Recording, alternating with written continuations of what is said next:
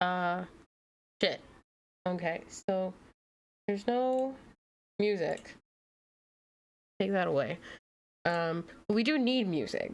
So, let's find some music. Let's find some sound. Hi. Hi, how's it going? We're gonna find some sound. Give you some sound to listen to hear with your ears. It's gonna be great. It's gonna be wonderful. It's gonna be the best thing ever. We have a playlist for this. Where's the playlist? There's the playlist. Where's the playlist? There's the playlist. Okay, we're gonna put some Subnautica sounds on right now. But we're not playing Subnautica today. Turn that down a little bit. You should still be able to hear it.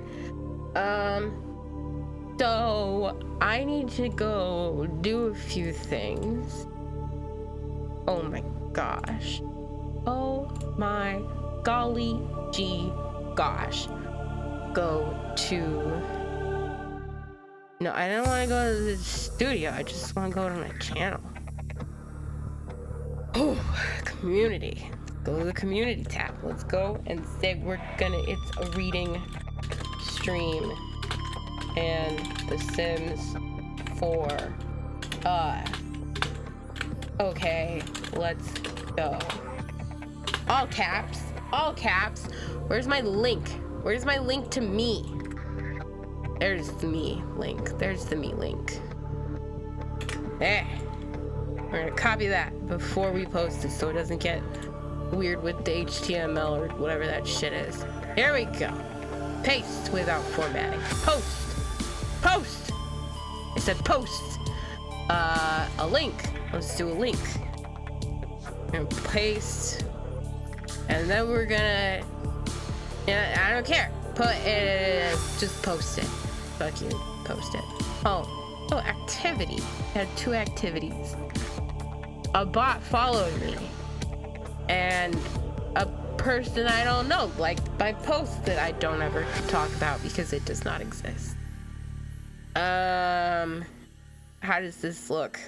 It looks beautiful. It looks wonderful. It looks delightful. Oh my golly gee gosh. If it sounds like there is something in the water at my house today, let me tell you. My psychiatrist prescribed me new things because I have ADHD and my brain is basically permanently broken. And the things that she's prescribed me are helping so much. Oh my god, I have my life back. It's wonderful. Oh my god. So anyway, we're gonna do a reading stream today. It's gonna be wonderful. It's gonna be magical. It's gonna be beautiful. We are going to be reading. The fuck are we gonna be reading? It's on the tab. We're gonna be reading Post Memes, Seizing the Memes of Production. Do I need to turn the music? Let's turn the music off. Okay. So that doesn't help. That turns it off, but it doesn't turn it off. So anyway, we're doing a reading stream today. We are reading Post Memes, Seizing the Memes of Production, edited by Alfie. I need Alfie Bound. I thought it was Brown, but maybe I misread it. No, Bound. It says Bound in multiple places. Okay. And Dan Bristow. So this is 423 pages, which is quite a lot of page meat, I suppose. And while we read this, we're gonna be playing The Sims 4. I think we're gonna be playing The Sims 4. We haven't played City Skylines in a while. Let's see if we can pull up City Skylines. I'm gonna have to change it from Sims 4 if I do that, but we're gonna see if we can pull it up because I feel like City Skylines, I miss it. I miss City Skylines. I miss the people who watch my videos on YouTube also miss City Skylines because they're not watching my videos anymore now that the City Skylines uploads are out. It's you know, it's sad, but it doesn't seem to be opening, so I don't see oh, what the heck is that? Oh, never mind. I don't need that. Oh, I do need that. Sorry. My brain is broken in a whole entirely different way. My shit is all fucked. Oh, my shit is completely fucked. Is it fine now? Is it okay? Are we good? Is it fine now? Can we hear? Okay. It looks like we're good now. It looked like for a hot minute my just entire shit was fucked. Anyway, City Skylines is not opening. So I'm sorry if you are a City Skylineser, but it's fucked. It's fucked. It's not happening today. It's not happening today. It's not happening tomorrow. Apparently Sims 4 is not happening today or tomorrow because none of my shit is working. What the fuck? Oh, there. Now it wants me to sign into EA because my computer was disconnected for Wi-Fi for like 10 minutes. Downloading? I just downloaded a download the other day. Why is it that I only ever play The Sims when there is something to download? Okay, here's what's gonna happen. We're gonna let this download. I'm gonna turn the music back on. You're gonna have like, I don't know, 5 minutes of just chilling and vibing and listening to music. And then I'm gonna come back and we're gonna do things in The Sims. So, no wait, I muted the wrong thing.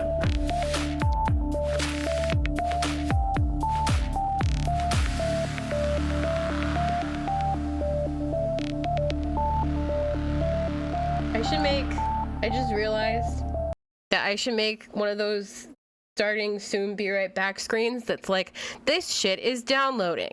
Let's do that. Let's do that right now. Here's my desktop. We're gonna show you the desktop. I'm gonna see if I can't. Oh god, no, we're not gonna do it on there. We're gonna do it. I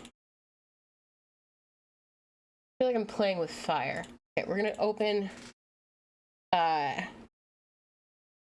what's the thing that you slides? We're gonna open up slides. We're gonna Google Slides. Because I don't have Microsoft on this shit. I just have Google Slides. This shit, I meant to do in caps. This shit is downloading. Come on, bruh. Got it. Okay, and we're gonna do a pretty font. We have to make the font. Maybe not a pretty font because this shit is downloading and that sucks. But like, you know, a better font.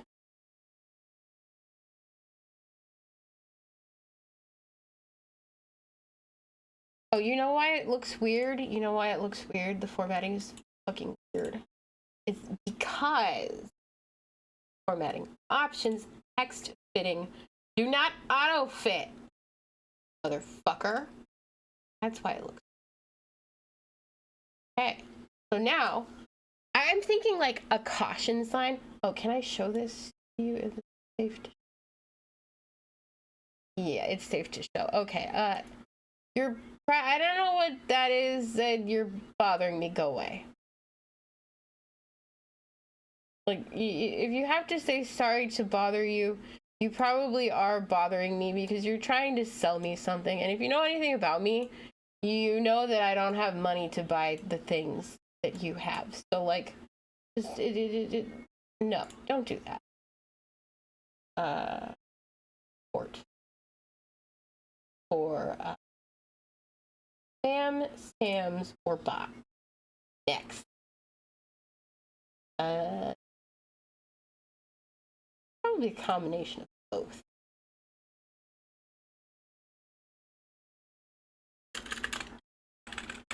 Not all caps. A scammer. There we go. Block this user. Okay. Beautiful. I don't know why all of this shit is like covering it. Fuck. Away. I just.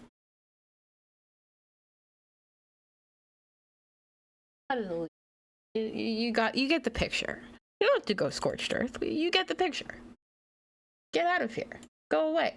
Go scam somebody else.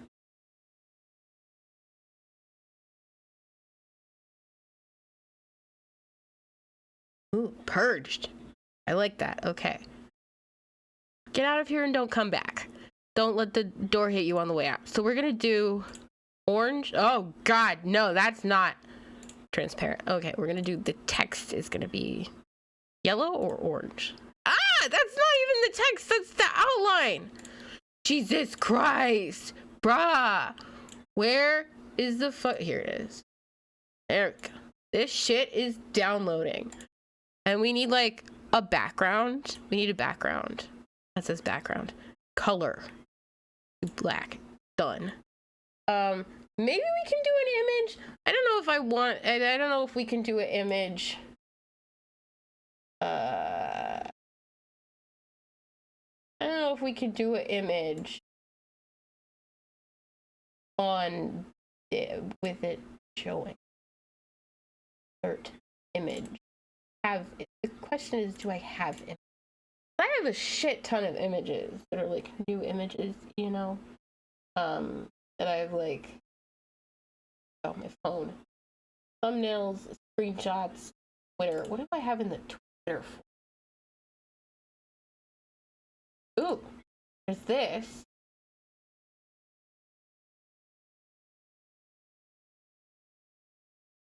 Move this.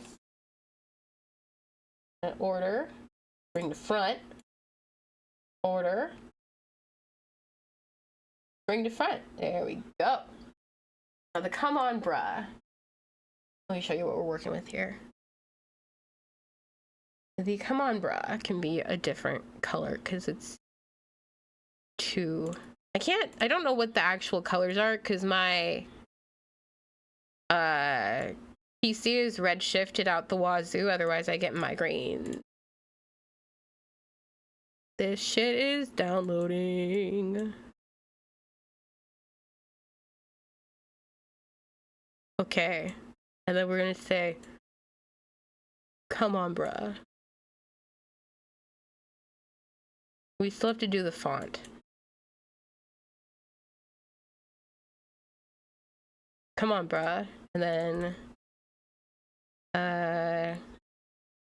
copy. And then a V for paste.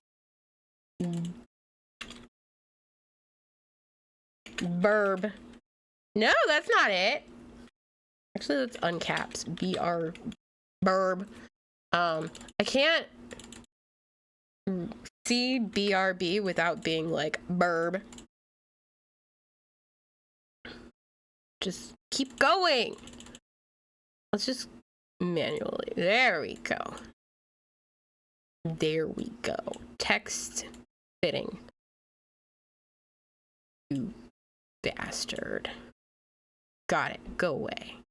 Nobody likes you. Okay.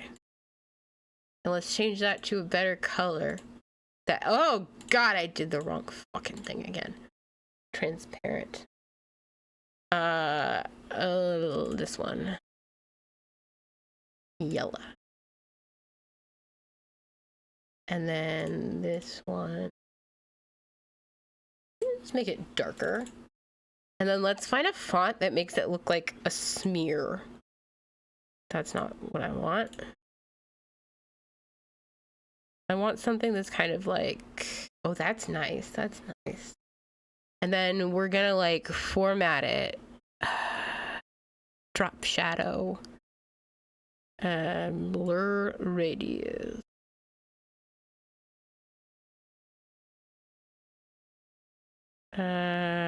Opacity. And then what we can do, we can go to the color and we can make it like a lighter gray. That doesn't really look. I wonder if we like bold it. Oh, a little bit dark. Oh fuck. There we go. Oh, what did that do?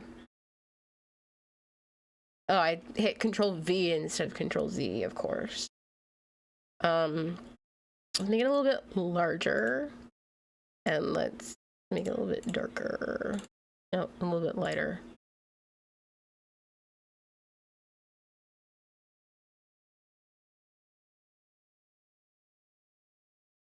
Why does that look? Oh, maybe it's because the drop shadow is too dark. Okay, so we're gonna click out of this. Okay. Distant.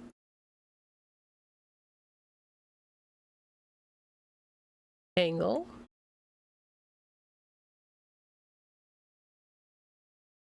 Color. White. Can we make it no? I feel like a lighter color is gonna make it not great. The same color. Can we do the same color? Not really, no. There we go. Okay, and you know, it's not great, but it's whatever. It's fine. Okay, what is the font? What is the caution tape font?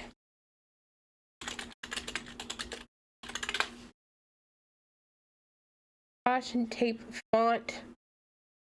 Futura Con Bold. Do we have that? No, we don't have that. Impact. Oh, that looks good. I kind of wanted it to be more like spacey between the words, but it is what it is, you know. It is what it is. This shit is downloading. And then that is terrible to read. It feels like a violent assault on my eyeballs, and I can't stand it. Burb.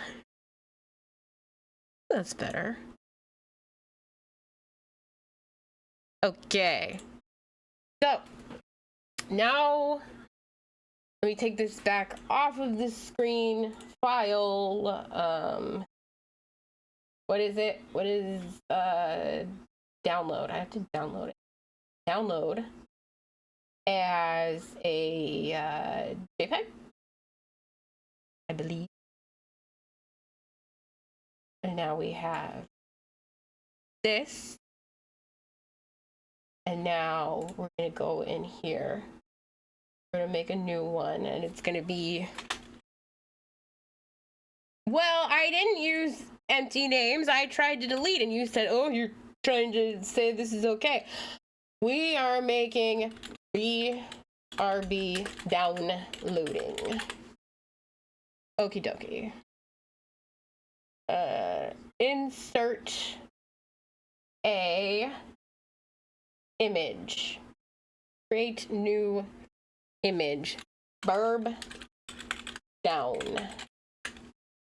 Okay. Browse. And then I think it might be in our downloads folder. Yes. Okay. And then we're gonna make it big. I don't know. Oh, okay. This one. Now let's check out the. Delete that. Let's check out the stream. And wow, look at that. That is gorgeous. Fucking divine. Let's make sure that this is located with the burbs, the other burbs. We have a burb gaming, a burb gaming, and now we have a burb downloading. Okay, so let's check if it's done downloading. It is indeed done downloading and updating and all that wonderful shit. So I'm gonna hit play, but we're gonna need to actually hit play, go in, and then go back out because I have to enable mods. So I'm gonna be right back.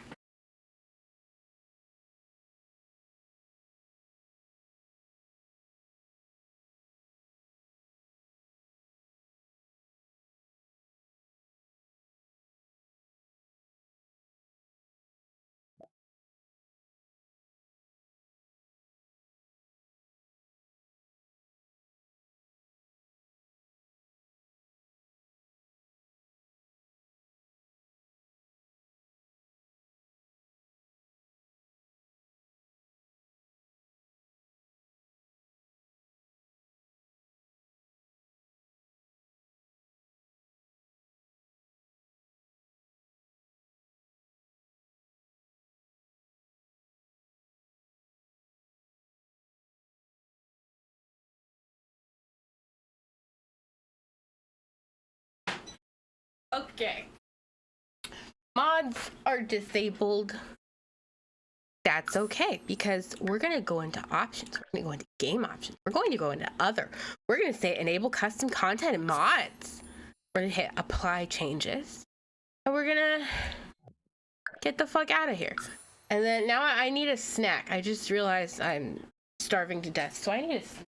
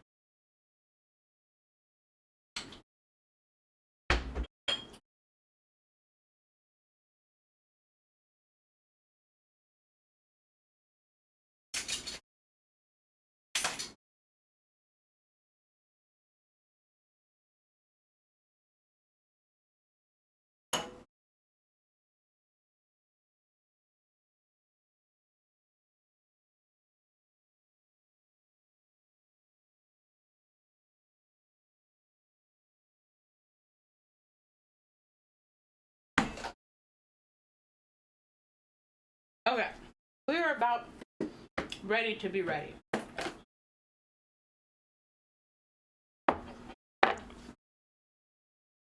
I just need to do a few more things.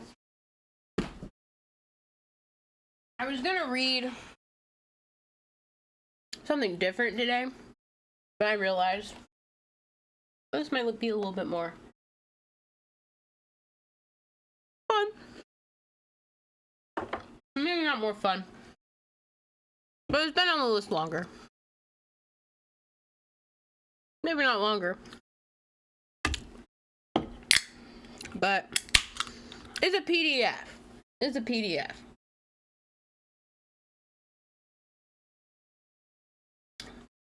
So,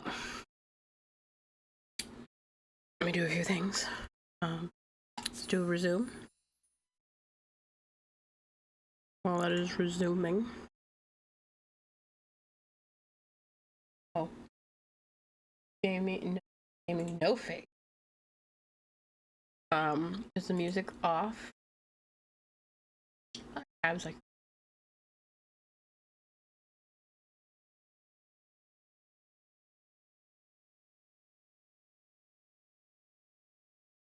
window needs 4. And now you be able to see it. There we go. I can hear. I can't hear. I actually need to change to headphones.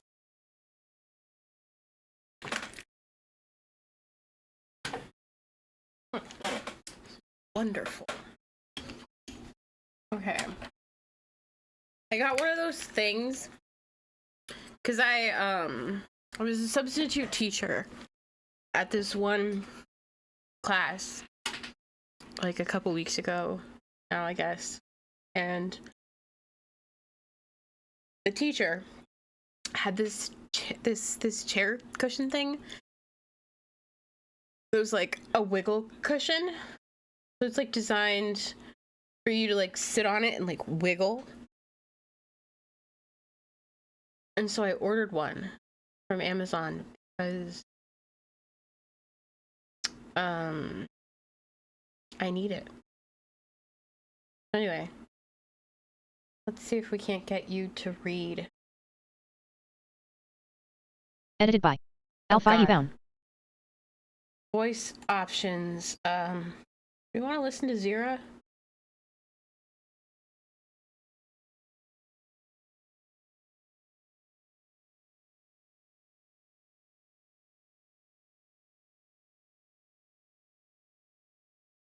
Edited by Alfie Bound and Dan Bristow.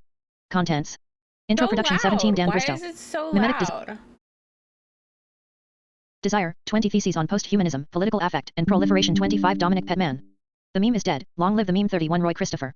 Apocalypse memes for the Anthropocene God, Mediating Crisis in the Mimetic Body Politic 45 Bogna M. Conier. Post-Authenticity and the Ironic Truths of Meme Culture 77 J. Owens. The Work of Art, Iculation, in the Age of Memic Rhythmicality, Memes Between Form, Content, and Structure 115 Dan Bristow. An emoji for Renee Girard, Memes, Mimesis, and the Apocalypse of the Eternally Irrelevant 137 Eric Wilson. Chaotic, good 169 Roisin Kybert. So it's okay. Oh, they have the internet on computers now?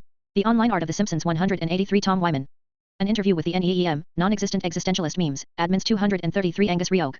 Meme Dankness, Floating Glittery Trash for an Economic Heresy 251 Yvette Granada. Mesomimetics, Service Fetishism, and Deep Mediation 277 Patricia Reed. Circulation and its Discontents 293 Scott Wark and Mackenzie Wark. In the future, the means of production will own themselves 319 C_YS. Socialist Imaginaries and Queer Futures, Memes as Sites of Collective Imagining 327 Thomas Hobson and Kajal Modi. Mimesis and Psychoanalysis, Mediatizing Donald Trump 353 Ian Parker. Simulation and Dissimulation, Esoteric Memes Pages at the Limits of Irony 367 Giacomo Bianchino. Pepe Goes to China, or The Post-Global Circulation of Memes 389 Gabrielle De Sita. The Post-Pepe Manifesto 403. Song Young Her. Afterword, Post_Meme 407. Alfie Bound and Francis Russell. Contributors 415. Memes, misperceived by us, subjects, as means of our communication, effectively run the show. They use us to reproduce and multiply themselves.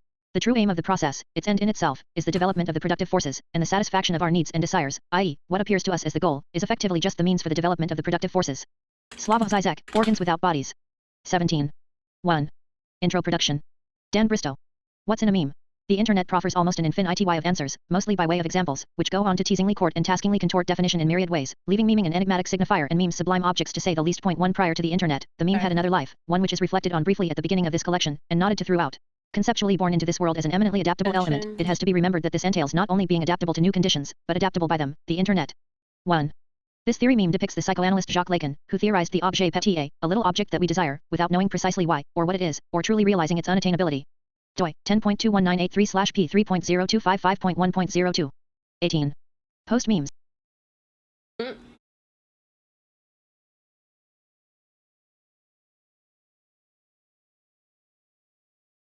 Hats in a meme? The internet proffers almost an infinity of answers, mostly by way of examples, which go on to teasingly court and taskingly contort definition in myriad ways, leaving meming an enigmatic signifier and memes sublime objects to say the least. 1 Prior to the internet, the meme had another life, one which is reflected on briefly at the beginning of this collection, and nodded to throughout. Conceptually born into this world as an eminently adaptable element, it has to be remembered that this entails not only being adaptable to new conditions, but adaptable by them, the internet. 1. This theory meme depicts the psychoanalyst Jacques Lacan, who theorized the objet petit, a little object that we desire, without knowing precisely why, or what it is, or truly realizing its unattainability. Doi, 10.21983/p3.0255.1.02. 02. 18. Post memes. With its apps and apps, has, transformationally and irrevocably, adapted the memes. In earlier halcyon days of internet theory, there was great hope in the sense of utopianism in certain circles for what its near infinite network could bring. It is often suggested now that this hope was a rose-tinted and premature misfiring, along the lines of the trope of the internet being the greatest resource pool of, and tool for. Taking it back to the beginning. Oh wait, we don't have a reading rainbow. Okay, we're gonna duplicate it. We're gonna name you Reading Rainbow.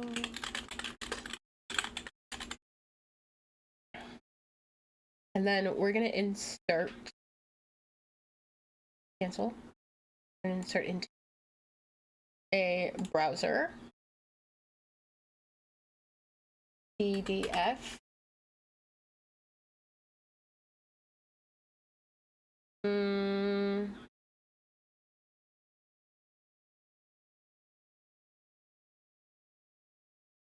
I don't think this is the right one.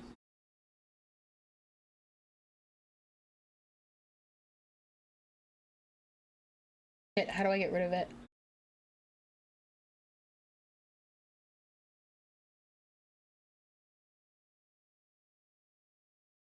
Go away.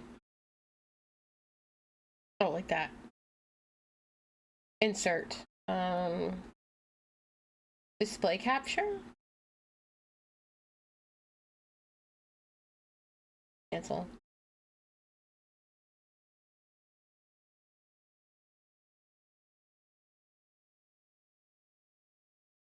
PDF. Alright. Okay.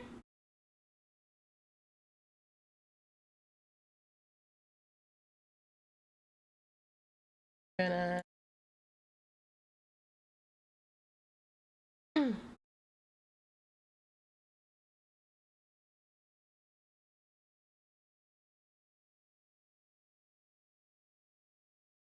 okay, so you can go into the background. You can go over here. Ah! The bat!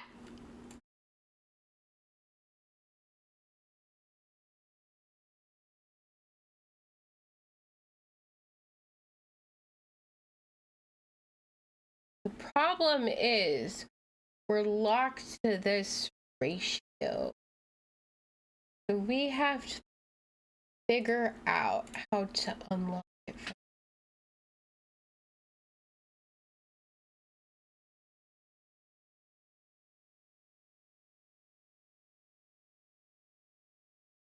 Oh, where the fuck did it go?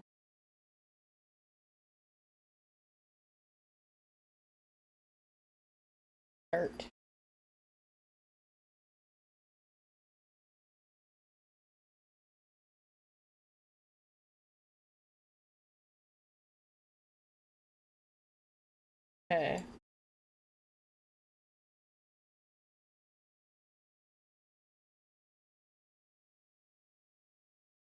Okay. Okay. Now we're getting somewhere. So this is gonna be, it might be kind of small. Let's see if, okay, so it's all centered. So it's not gonna do that weird thing that it does. It's not centered. So, crank it up. Let's try to do one more.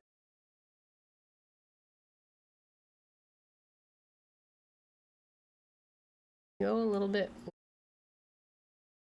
Again. Okay.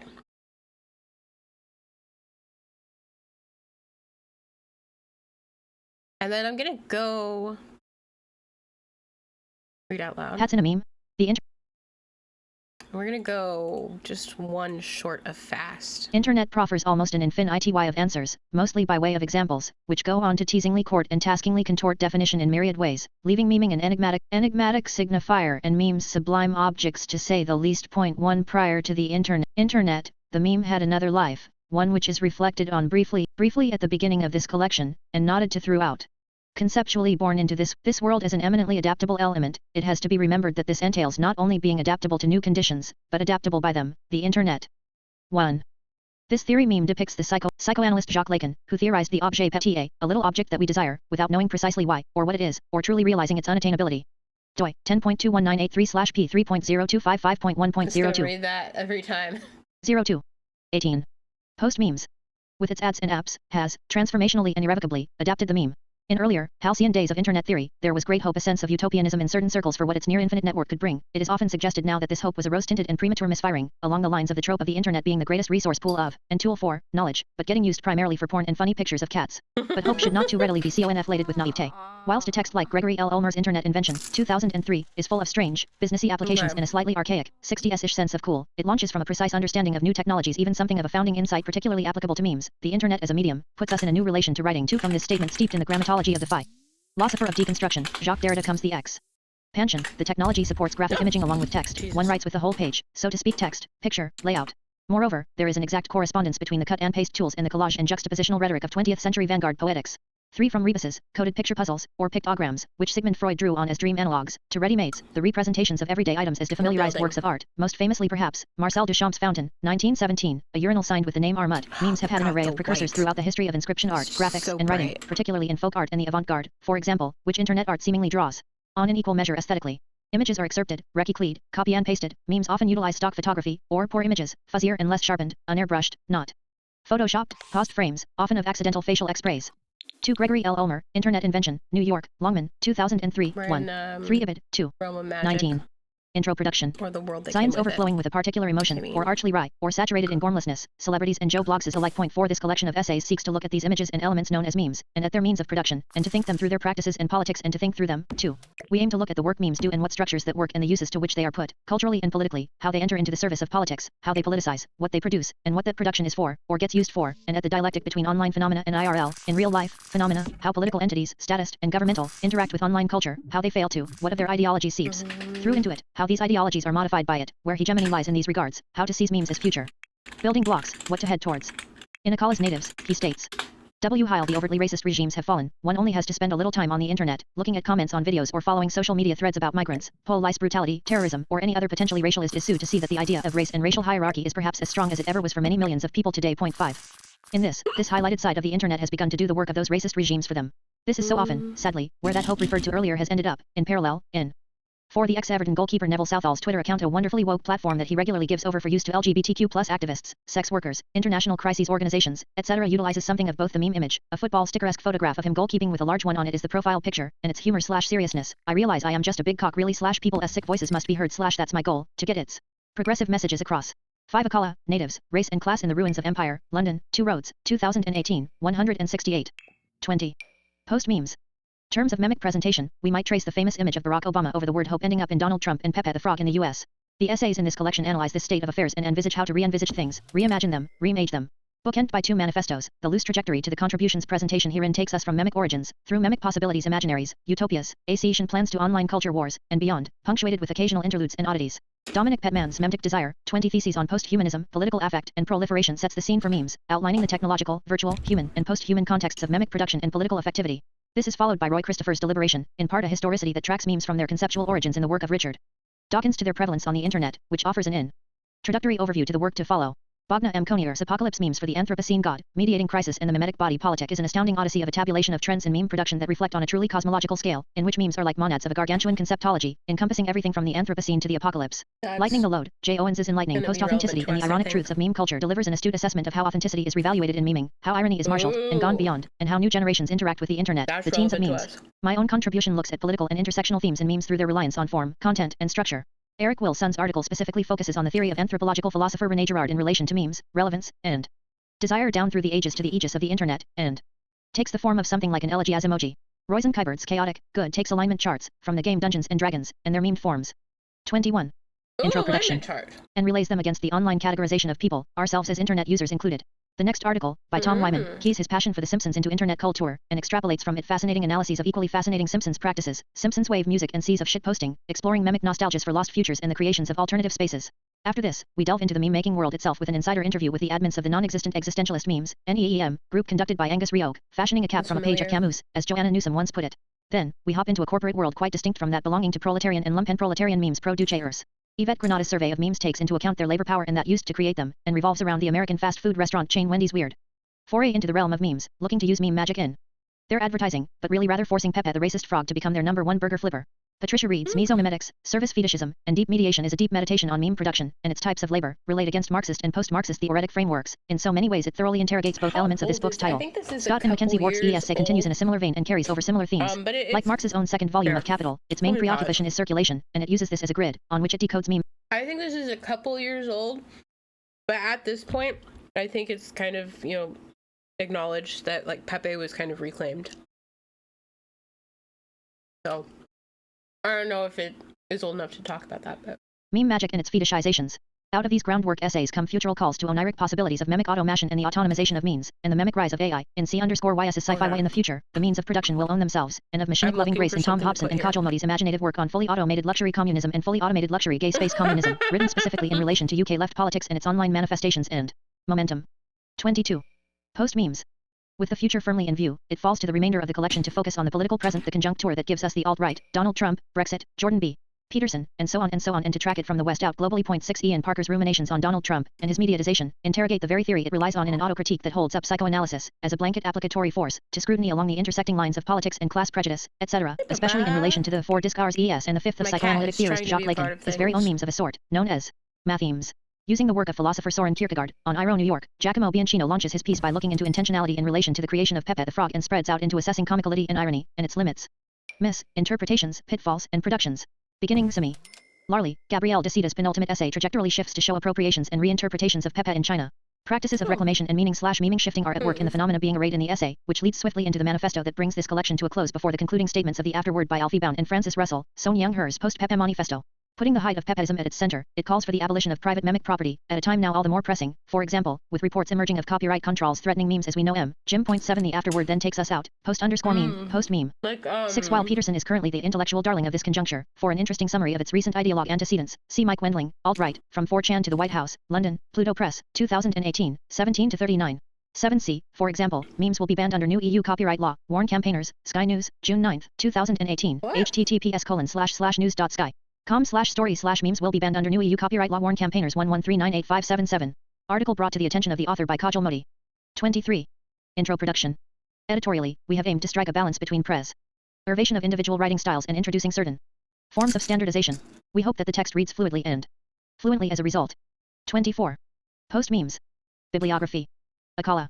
Natives, Race and Class in the Ruins of Empire. London, 2 Roads, 2018. Memes will be banned under new EU copyright law, warn campaigners. Sky News, June 9, 2018. Okay, so this is like post-pandemic.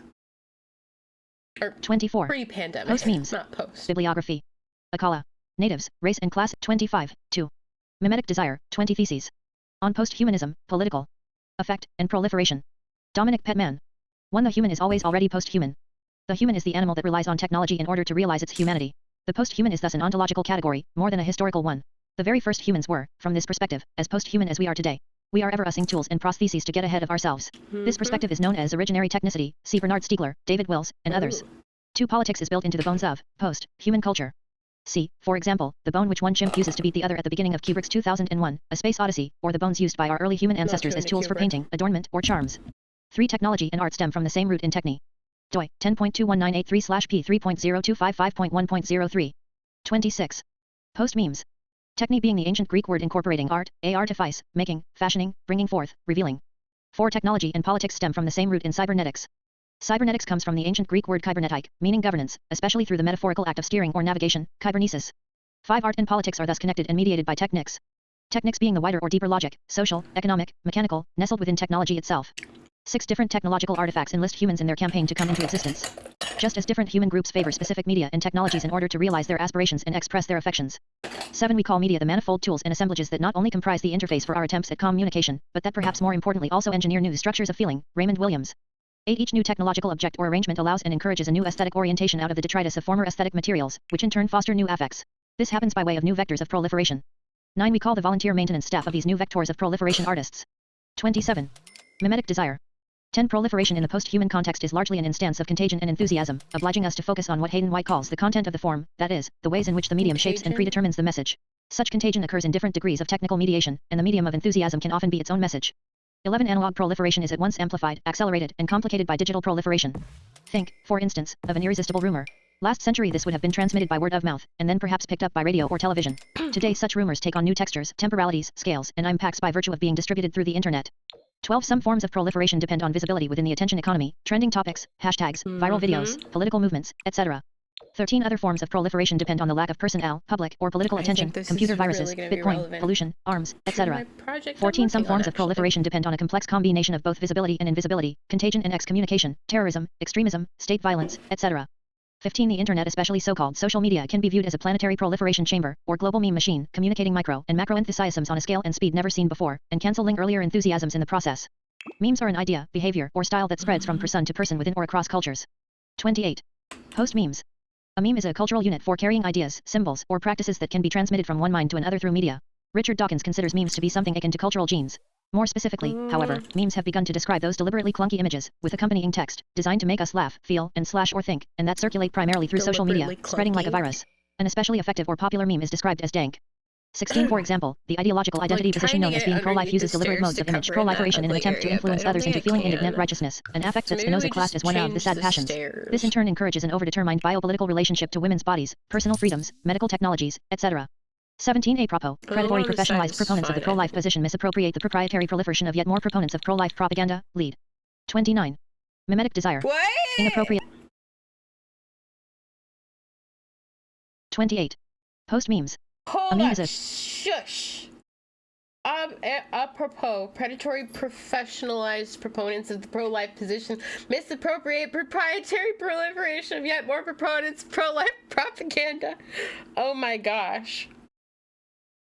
And then there's some pro-life meme. That's terrible. Appropriately, perhaps, to prolific ideological priapisms beyond all propriety. Oh, 29. that's weird. Mimetic desire. Inappropriately perhaps to prolific ideological priapisms beyond all propriety. 18. We may go so far as to consider memes as a new folk art, often given powerful signal boosts by corporate, political, and ideological interests. 19. We thus live in the golden age of mimetic desire. Mimetic desire is related to, but also distinct from, mimetic desire, made famous by theorist René Girard. The latter identifies the origin of all desires as external to the desiring subject, whereby the rival or role model inspires desire, more so than the object upon which such desire eventually rests. Mimetic desire also derives from elsewhere, but is not born in imitation, but rather infection or contagion. It retains traces of the original and essential triangular structure, desirer, mediator, desired, but fractalizes this throughout the network to the degree that a specific mediator can no longer be confidently ascribed. The subject is therefore less an ape of established ideological patterns, and more the reflex, medium, or host, through which mimetic currents flow or grow. The human is revealed to be less an impraised marionette than an extension of the string. Or better yet, the tension which guides the connecting threads. So to say, we're the post-humans of the pre-internet age.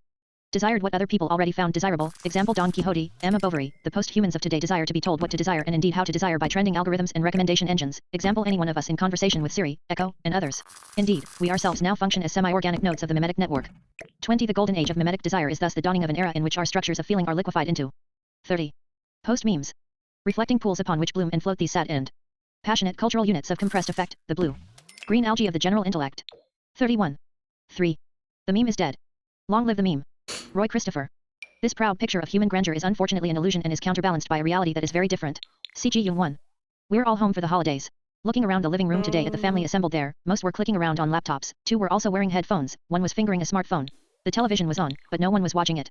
Each of us engrossed in his or her own digital experience, be it a game, a TV show, or some social metamedium. My friend Mark Wieman noted recently that the long tail has gotten so long and so thick that there's not much left in the big head. As the internet-enabled market supports a wider and wider variety of cultural artifacts with less and less depth of interest, the big, blockbuster hits have had ever smaller audiences. This wasn't the case just a decade ago, and it certainly wasn't too.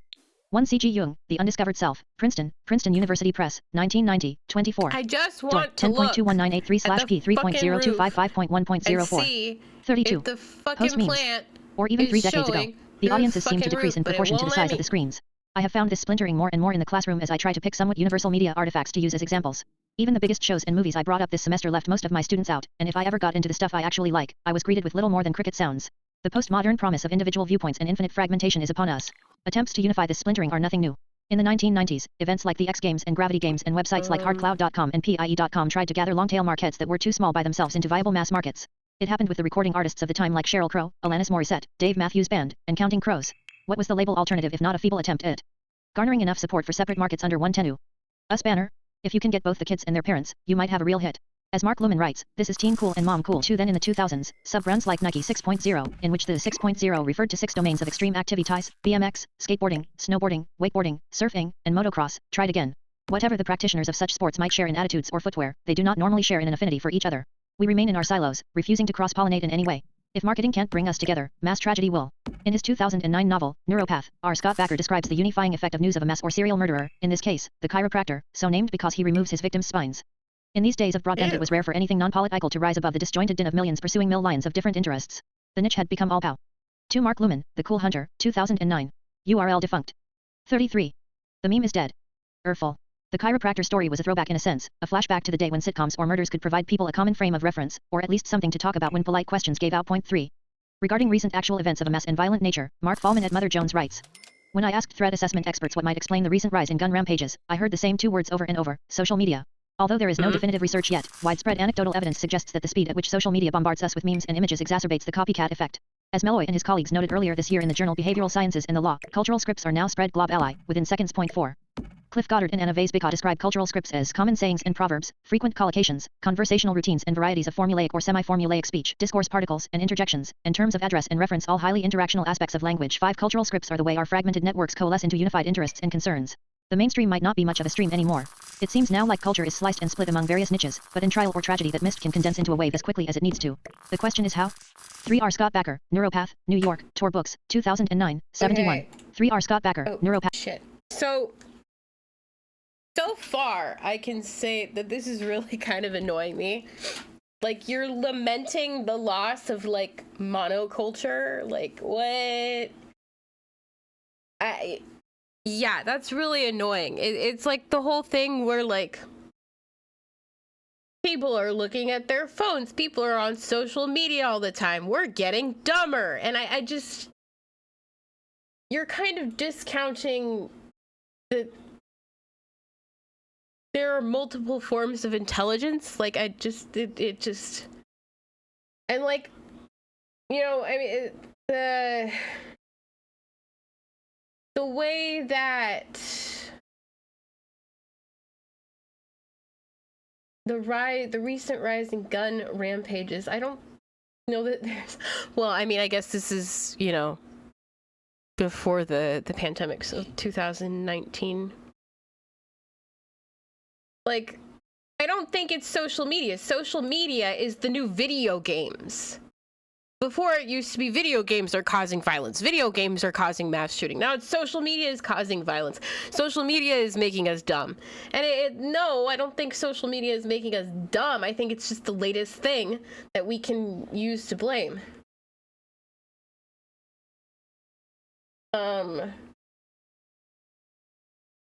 If marketing can't, that's the other one. Marketing. Like, where memes... They're using memes to try to market for people. You know, I don't know. I mean, I know that they are using memes to market people, but I think that people who see these memes are not responding to them very well. So I don't know. 33. Where is it? The meme is dead. Full. The chiropractor story was a throwback in a sense, a flashback to the day when sitcoms or murders could provide people a common frame of reference, or at least something to talk about when polite questions gave out. Point 3. Regarding recent actual events of a mass and violent nature, Mark Fallman at Mother Jones writes. When I asked threat assessment experts what might explain the recent rise in gun rampages, I heard the same two words over and over: social media.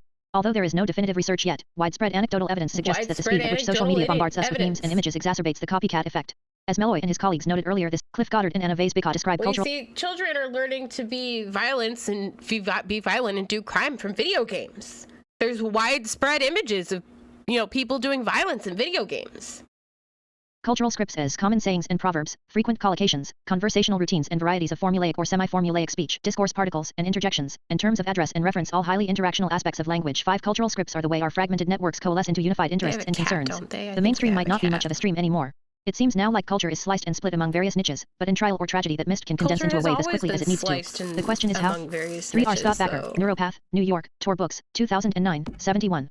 4. Mark Fallman, Inside the Race to Stop the Next Mass Shooter, Mother Jones, November/December 2015, https://www.motherjones.com/politics/2015/10 Mass Shootings Threat Assessment Shooter FBI Columbine/. 5. Cliff Goddard and Anna Vazbika, Cultural Script.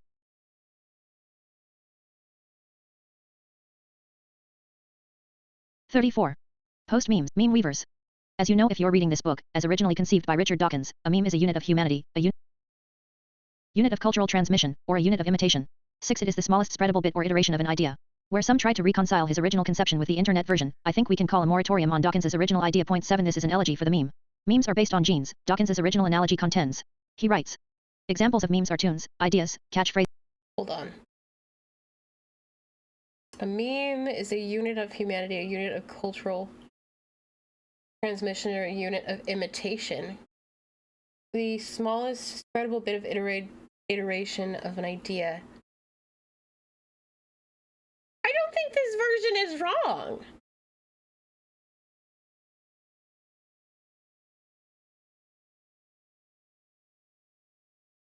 Catchphrases, clothes fashions, ways of making pots or of building arches.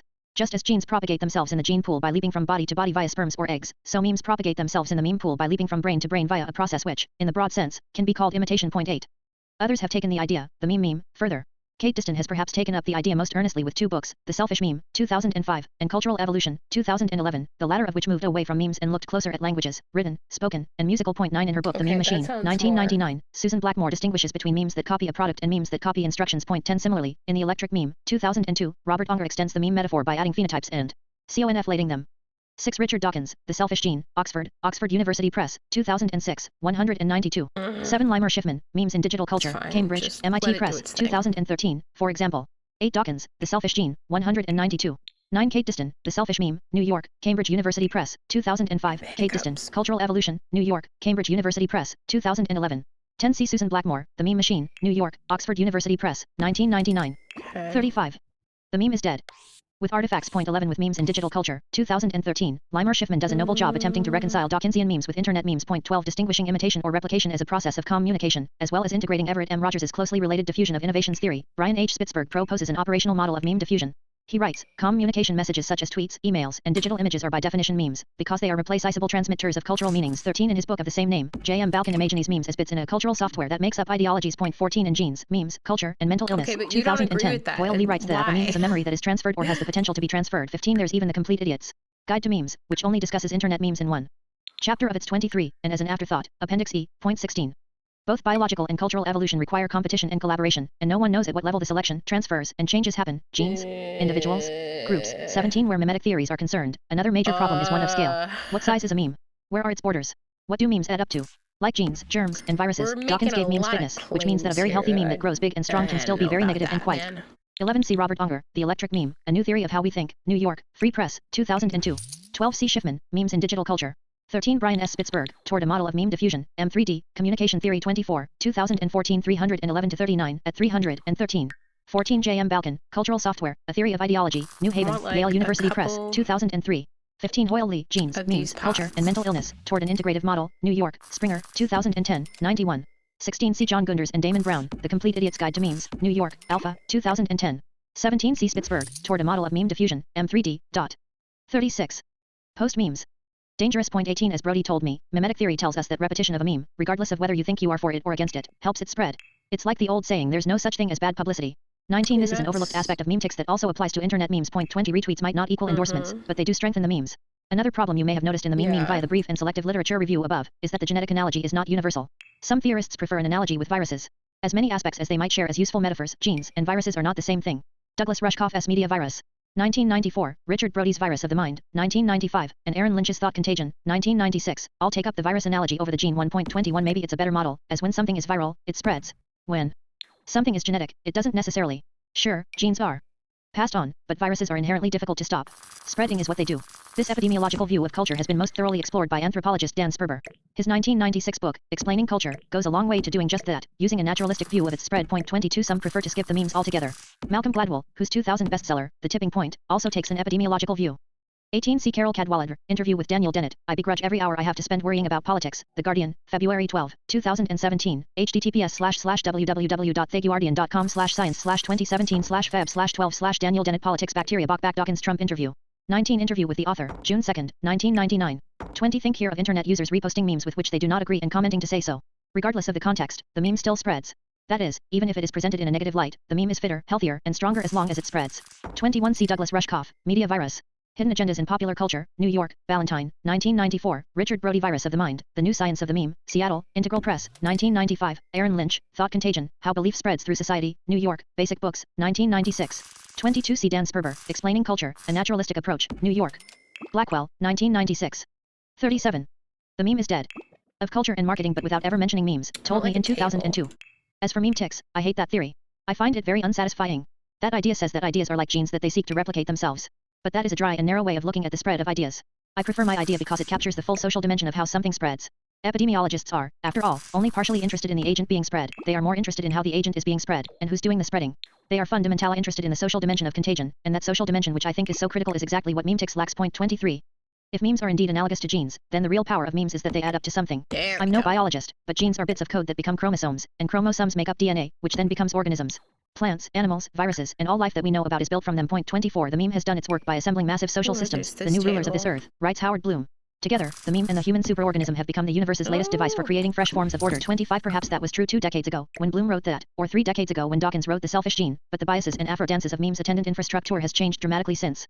After all, memes have to replicate, and in order to replicate, they have to move from one mind to another via some conduit. This could be the oral culture of yore, but it's more and more likely to be technologically ENA. 23. Interview with the author, November 12, 2002. 24. See Elizabeth Parthenia Shea, How the Gene Got Its Groove, Figurative Language, Science, and the Rhetoric of the Real, Albany, SUNY Press, 2008. 25. Howard Bloom, The Lucifer Principle, A Scientific Expedition into the Forces of History, New York, Atlantic Monthly Press, 1995, 101. 38. Post memes. Bled. Broadcast media supports one kind of memetic propagation. The internet, however, supports quite another. Units versus unity. Since the meme came on the scene, the mainstream has become less of a stream and more of a mist. Narrowcasting and narrow catching, as each of us burrows further into our own interests, we have less of them in common as a whole. Cultural divisions as such used to be framed as high versus low culture. New Yorker writer John Seabrook argues that we have evolved past such hierarchies into what he calls no-brow culture. 26. Definitely erring on the high side. Seabrook doesn't know stormtroopers from sand people. Depending on which side of the high/low fence you stand, he and his ilk have condescended and/or pandered to you for far too long. Point 27. The mono-brow mixing of high culture's concerns with low culture's lack thereof only makes sense if there's a market in the middle. It's never made much sense to describe something aesthetically in terms of the mainstream, and now it makes less than ever. Working the ends against the middle trying to get the best of both worlds, so-called no-brow culture ends up with the bad of both without any of the good. Watered down, diluted, widely disseminated, what's left of the mainstream is the cultural equivalent of the muddy, middle heartland viewed from an airplane window, flyover culture. In our switch from television screens to computer screens and onto mobile screens, we fundamentally changed the infrastructure by which memes spread. We gather together around the former big screens to watch passively, while we individually. 26. See John Seabrook, No Brow, The Marketing of Culture and the Culture of Marketing, New York, Knopf, 2000. 27. Hal Foster, Slumming with Rappers at the Roxy, London Review of Books 22, number 18, 2016-18. 39. The meme is dead. Engage with the latter smaller screens also to watch passively but also to connect actively with each other. Point 28. What means these memes?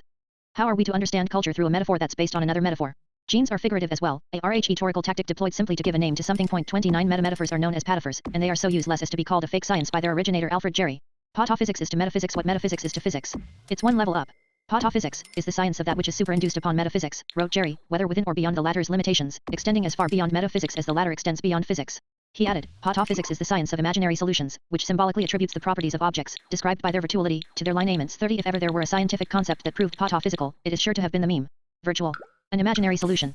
In her book, How the Gene Got Its Groove, Elizabeth Parthenia Shea writes, as a rhetorical figure, the gene moves from context to context, adapting to a broad range of rhetorical exigencies, from the highly technical to the intensely political to the ephemeral and the absurd, carrying with it a capacity for rhetorical work and rhetorical consequences. As the examples in this book show, the rhetorical consequences of the figure of the gene often include the assertion of boundaries, with 28. C.S. Craig Watkins, The Young and the Digital, What the Migration to Social Network Sites, Games, and Anytime, Anywhere Media Means for Our Future, New York, Beacon, 2009, Passim. 29. C. Shea, How the Gene Got Its Groove. 30. Alfred Jerry, Exploits and Opinions of Dr. Fostroll, Pataphysician, Cambridge, Exact Change, 1965, 21-22. 40. Post memes. Authoritative knowledge on one side and playful language, stylistic devices, and rhetoric on the other. 31. Sound familiar? Memes only work if they move. If they are units of culture, then in order to build and maintain that culture, they have to move. 32. Memes are what supposedly make us different from all other species in that we can deny our biological genes because of our cultural memes. 33. As we've seen, memes have been touted as units of thoughts, belief, ideology, memory, learning, influence, and, of course, culture. As media theorist Douglas Rushkoff told me in 1999. I've been into memes off and on since MediaVirus. 1994, and I still think they're an interesting way to understand culture. But meme conversations spend much more time explaining memes than they accomplish. In other words, the metaphor itself seems more complex than the ideas it is meant to convey. So, I've abandoned the notion of memes pretty much altogether. 34. Even in the 1990s, the web salad days, the concept was so beleaguered by explanation that one of its major champions dropped the idea. Rushkoff continues. I remember I was doing an interview about MediaVirus for some magazine, and it was taking place at Timothy Leary's house. And he overheard me mention memes, and the journalist asking me to explain to him what memes are. Afterwards, Timothy teased me. 2 years you've been carrying. 31. Shea, How the Gene Got Its Groove. 3. 32. C. Greg Urban, Metaculture, How Culture Moves Through the World, Minneapolis, University of Minnesota Press, 2001, E. M. Rogers, Diffusion of Innovations, 5th ed. New York, Free Press, 2003, 33. C. Daniel Dennett, Darwin's Dangerous Idea, Evolution and the Meanings of Life, New York, Simon & Schuster, 1995. 34. Interview with the author, June 2, 1999. 41. The meme is dead. Oh my god. On about memes, he said. If you still have to explain what they are every time you mention them. Like, can we stop talking about how bad memes are and start talking about how your, like, half of your paper is citations? Because what is this shit, dog?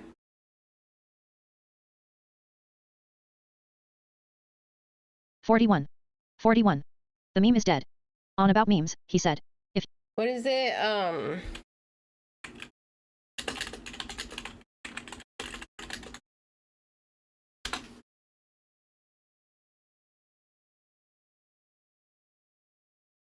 There's this like line, I think it's from like Shakespeare.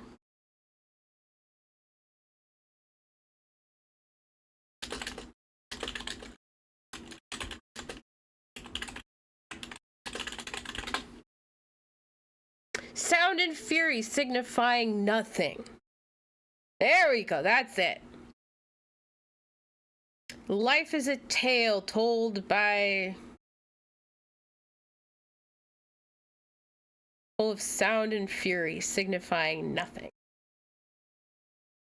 You got a lot of sound and fury, but you are signifying nothing.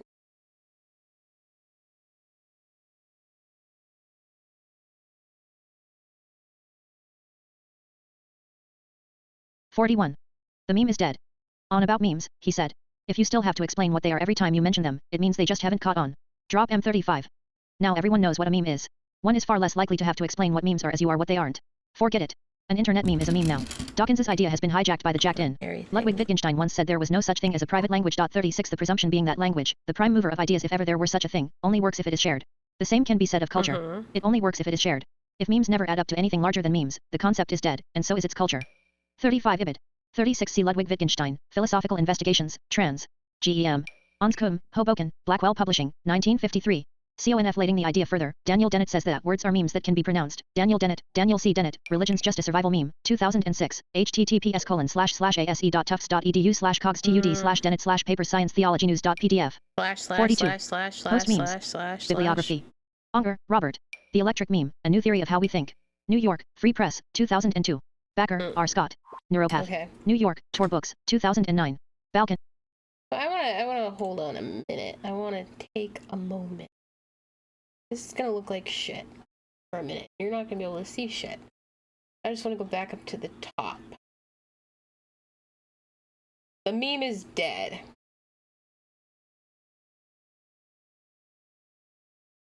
We're all home for the holidays. Oh wait, so this is chapter 3.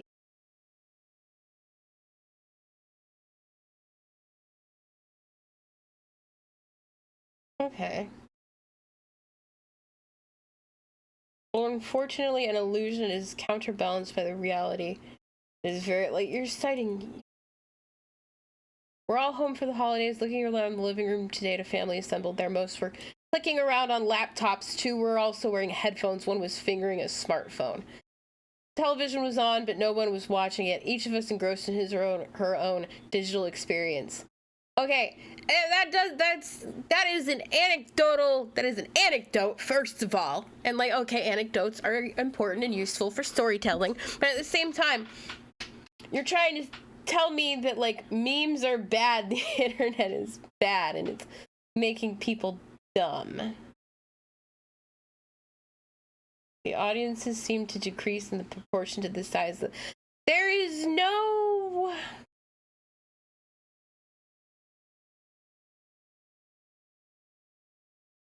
There's no kind of like materialist analysis to this.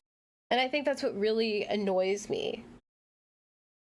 The mainstream might not be much of a stream anymore. It seems now like culture is sliced and split amongst various niches. The question is how?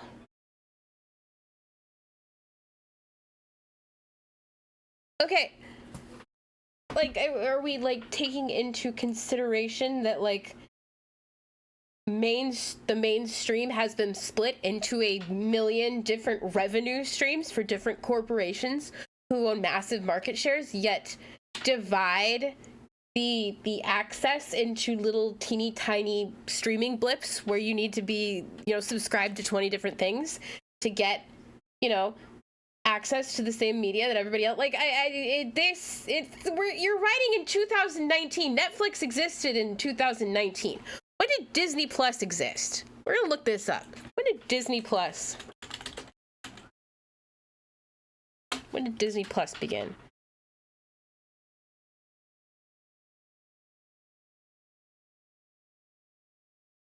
Let's go to Disney Plus wiki. Is there a Wikipedia for Disney Plus? November 12th, 2019. So, like, you know better. You know better. You are purposefully doing shitty analysis.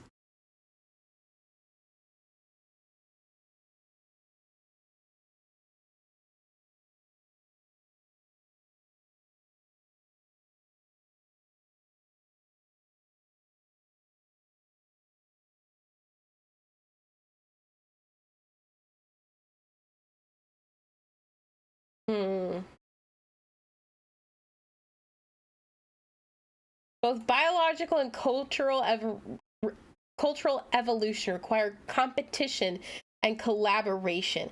I don't think they require competition. So the person who's writing this has this, like, you know, implicit ideological perspective, and that is, you know, the perspective through which they are writing this text.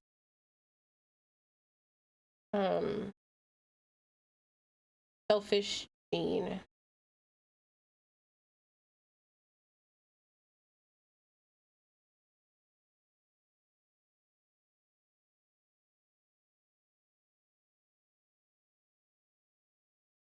All memes have to replicate.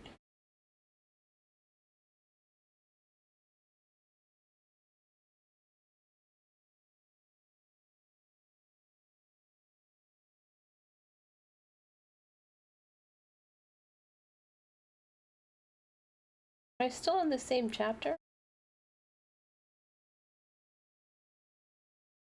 Yeah, I'm still in the same chapter.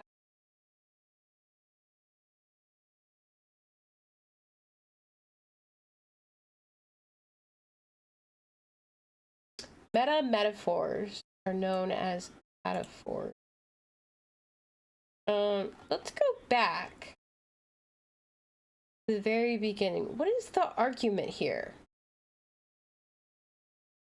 Where is your thesis?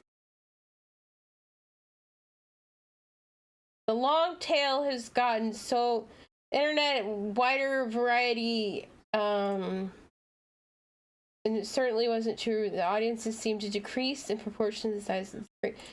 So bigger screens. So the thesis of this is that the smaller, I don't think this author knows what their thesis.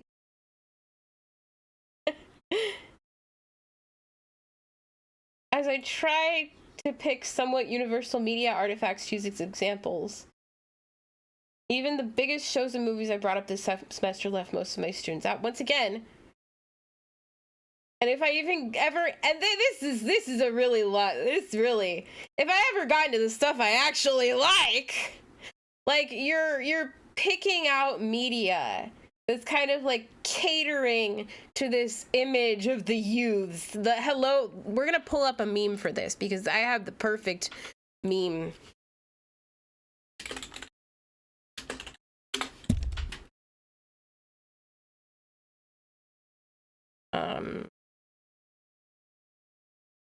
Copy link.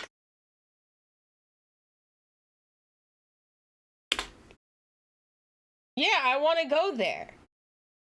How do you do, fellow kids? This article is giving how do you do, fellow kids. This line right here is giving how do you do, fellow kids. The postmodern promise of individual viewpoints and infinite fragmentation is upon. I don't disagree with this, but I don't think it's because of memes, and I don't think it's because we're consuming different content. Well, I mean, you know, arguably, but it's not like Oh, guys, did you watch what's on Disney? The Baby Yoda show, or did you watch Stranger Things? It's not that. It's because we are experiencing alienation, which is a part of capitalism. See, we're trying to attribute, the postmodern promise of individual viewpoints, alienation. We're trying to attribute that to like cultural shit, which I mean, yeah, culturally capitalist shit, rather than material fucking conditions. And that it's grinding my fucking gears. It's like the other one earlier that's like the mass shoot. Where is the mass shooting one? Is that from the same fucking thing, or where is it?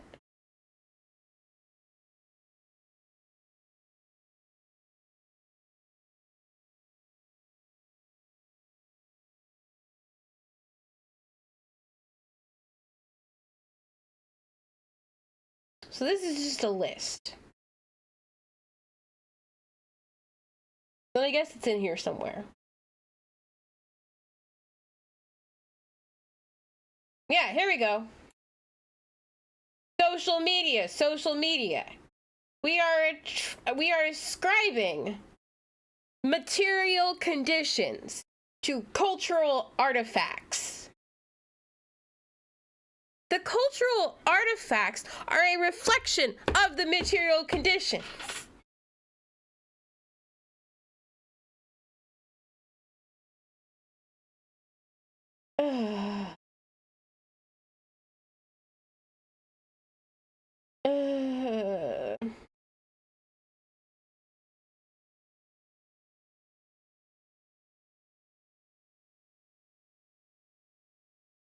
In trial or tragedy, that myth can condense into a wave as quickly as it needs to. The question is how.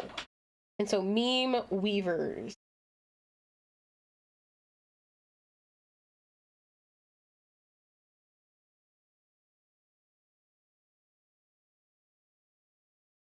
Kate Diston has taken up the idea most earnestly.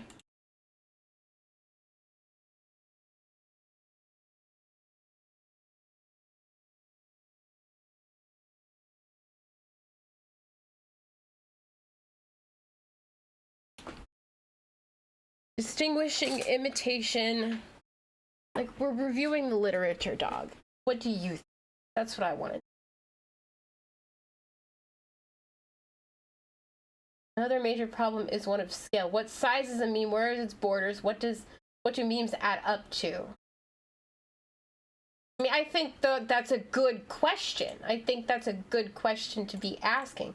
But at the same time, I don't think you're asking it in the right fucking context.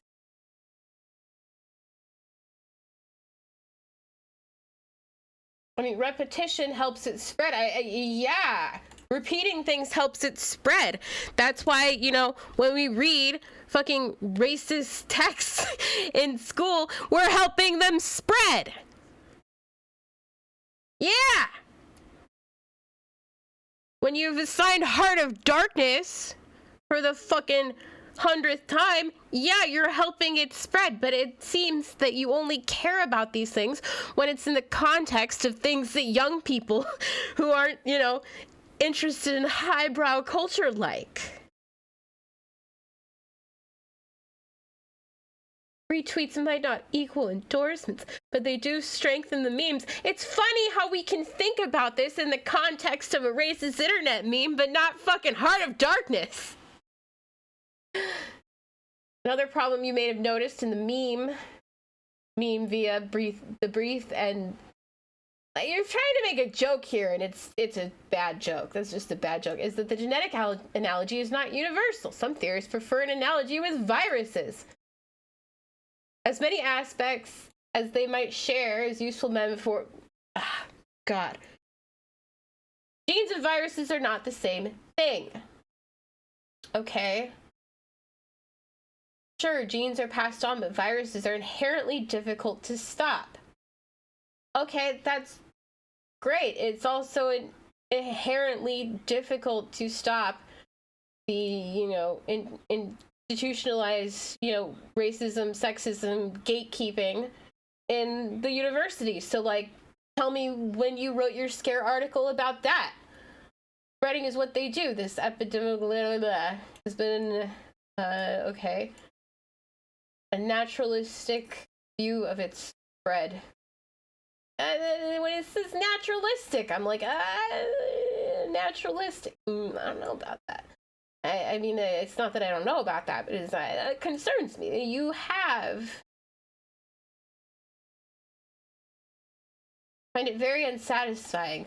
The idea says that ideas are like genes, that they seek to replicate themselves, but that is a dry and narrow way of looking at the spread of ideas. That is, because ideas are ideas. It's people who seek to replicate ideas because it's culture. Full social dimension of how something spreads.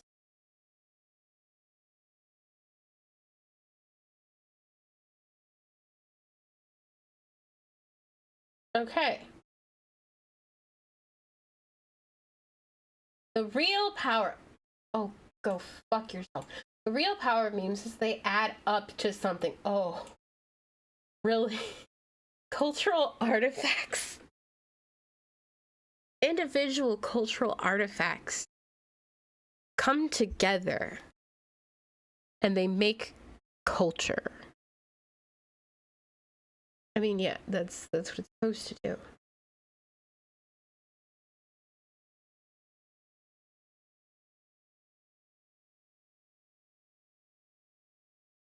Memes do not have to replicate.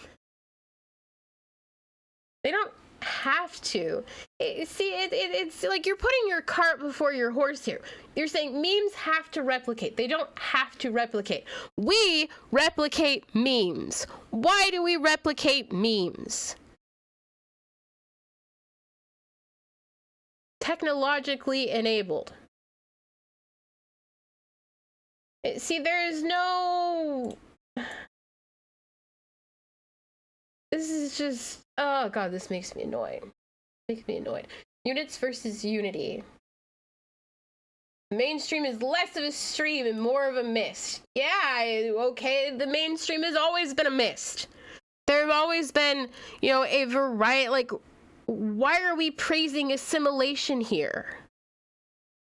Why are we praising an assimilationist perspective of culture? There have always been alt kids. There's always been the weirdo goths, and there's always been like 20 different types of weirdo goths.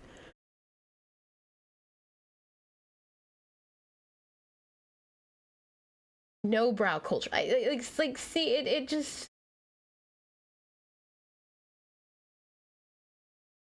definitely erring on the high side.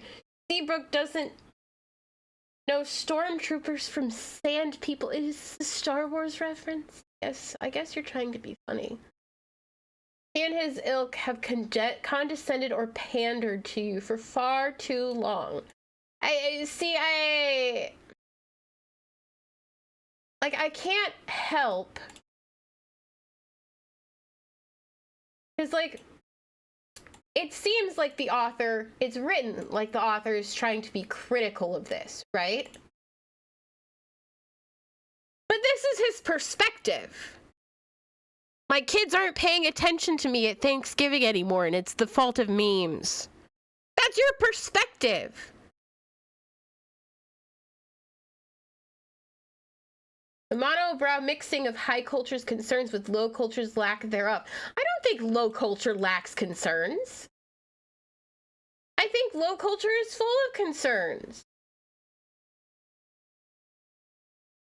Like, nobody would consider Buffy the Vampire Slayer to be high art or high culture, but at the same time, Buffy the Vampire Slayer has concerns. It wrestles with concerns that are, very important to young people who are growing up. So the idea that only high culture has concerns and that low culture, I mean, just think about horror movie. The whole entire genre of horror movie is a response to social anxieties. Even if we're watching like crappy slasher films like Saw, they are still responses to cultural anxieties.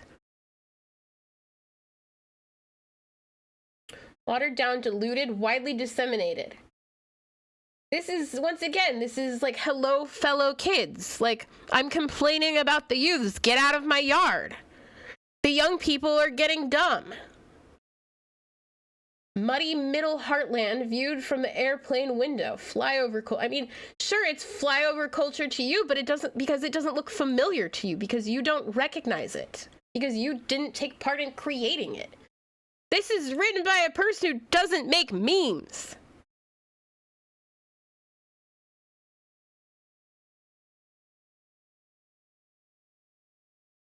We gather together around the former big screens to watch passively. I don't think we are consuming content passively. While we individually engage with the latter small, like, go to a Twitch stream and tell me that people are engaging passively. Twitch streams existed in 2019. I mean, this Twitch stream is very passive, but whatever. You know, what can you do about it? Okay.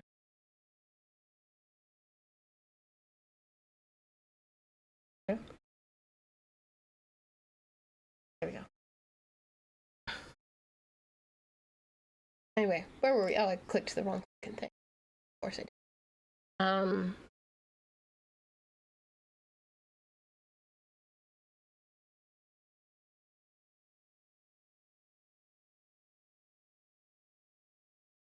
So, how are we to understand culture through a metaphor that's based on another metaphor? Well, I don't know how to tell you, but knowledge is socially situated. So if you don't understand the shit that your kids are looking at, maybe you should talk to your fucking kid.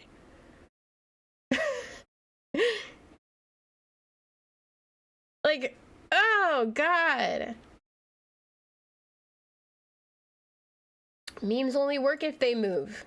Yeah, memes only work if people are sharing them with one another, because memes are social. They're social. They're cultural units, and cultural units are social units. Shit. Memes are what supposedly make us different from all other species. And we can deny our biological genes because they're cultural memes. That line is just that. What are you saying? Like, you're trying this, like, the author is trying to make memes. They're trying to make memes, and they're failing because they are not a meme maker. Meme conversations spend much more time explaining memes than they accomplish. I don't think so, because when you are sharing a meme in a community that understands the meme, you don't even have to say the whole name of the meme. You can just say, you know, like, iPhones, Venezuela iPhone. There are people who understand what that means. And the people who understand what that means understand what that means.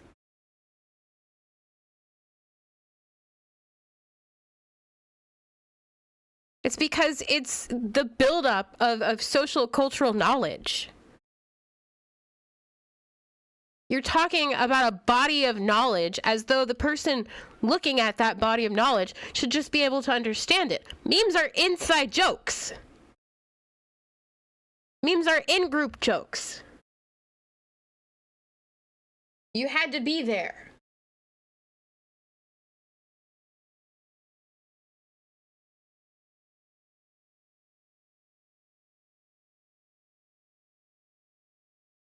There's no such thing as a private language.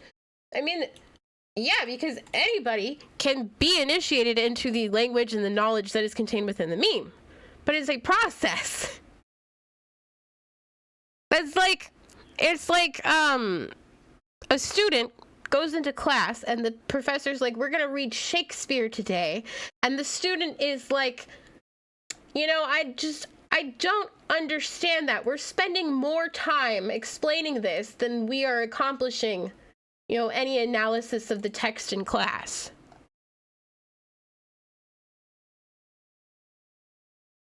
Literally a conversation I had today, actually.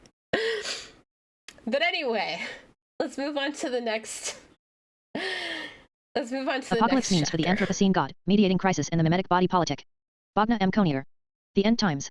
When the axe came into the forest, the trees said, "The handle is one of us." Alice Walker, Possessing the Secret of Joy 1. Human thought, whether in word or meme, has long been molded by the fact that the Homo sapiens are a species of ape, living on a rock surrounded by a definite. Hold on, I need to zoom back in.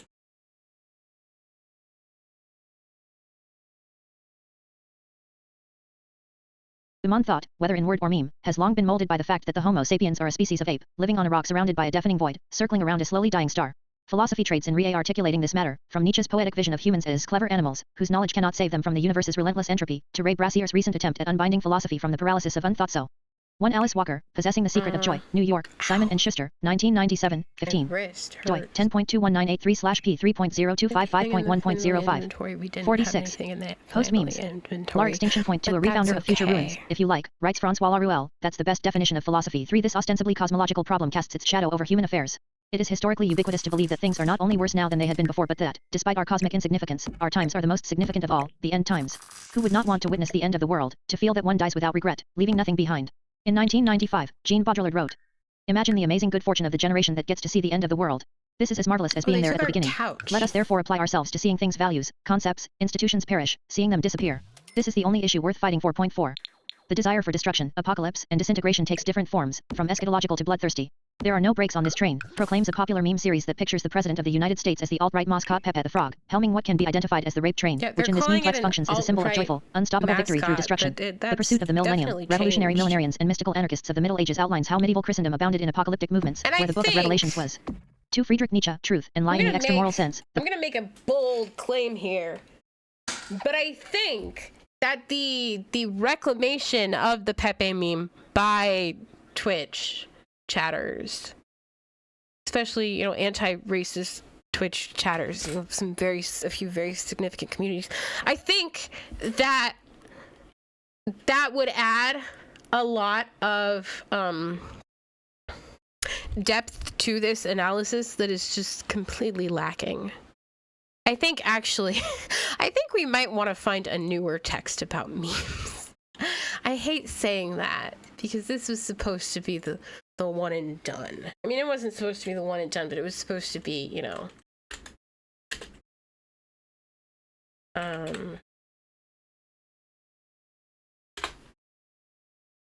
let's see.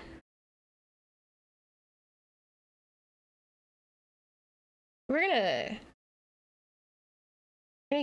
think we're just gonna close out of this. I'm wondering, actually, I didn't save my notes. That's okay, they were just highlights. I'm wondering, actually, oh shit, what do I have? We might be reading, we might read this. I don't know if I could do that. I've read these two. I haven't read them on stream, but I've read those two. We might read this bridge called My Back. I think that's a good alternative. But I'm gonna, how do we do this? I need to go to the library. How the fuck do I go to the library?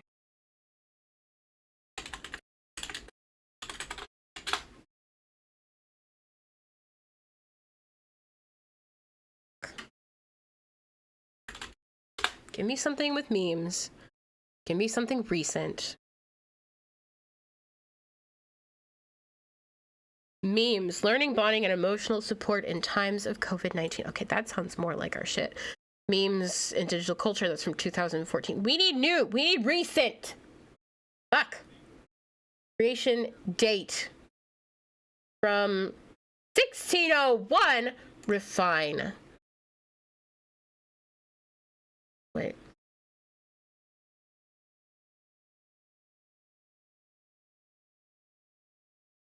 (2020) through 2024. It's not 2024 isn't even. I'm not signed in. Just sign in. You can't see what I'm doing right now, but it's okay. Mapping selfies and memes as touch. Memes. It's all it says is memes. Medical memes. Memes everywhere. examining the credibility and COVID. I don't want to do political memes. Oh, here we go. Detecting and characterizing internet memes with multimodal deep learning. That is right hot on my shit. Oh, fuck yeah. Okay, let's see if we can download this shit, and then we will do this instead of that shit.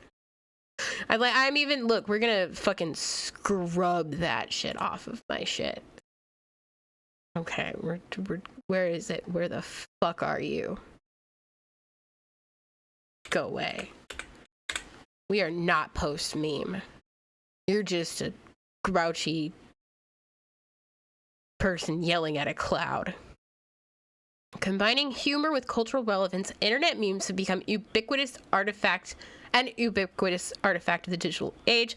As Richard Dawkins described in his book, The Selfish Gene, it appears that that's going to show up in most of the media. Memes behave like cultural genes as they propagate and evolve through a complex process of mutation and inheritance. On the internet, these memes activate inherent biases in a culture or society, sometimes replacing logical approaches to persuasive argument. You're not wrong, but I don't think that that's a bad thing necessarily.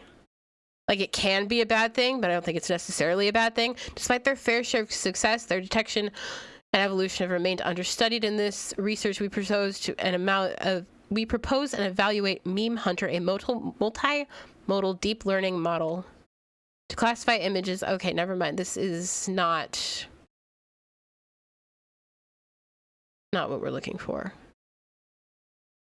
It's like deep learning, like machine learning, assholes.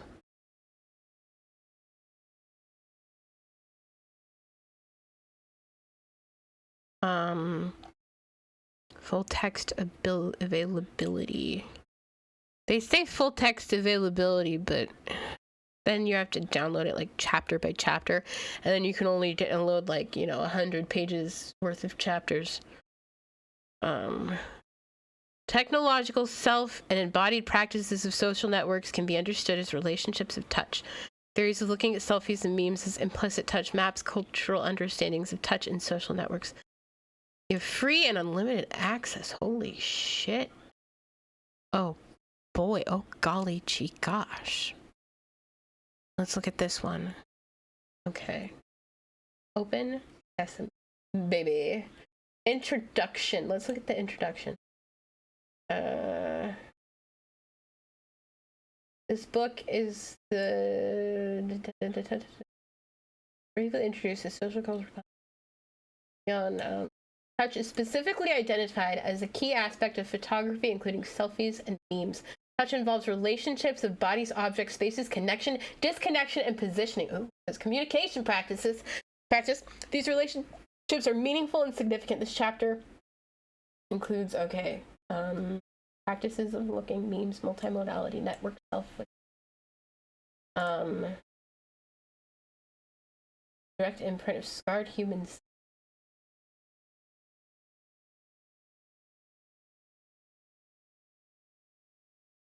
Oh dear. Okay. Okay.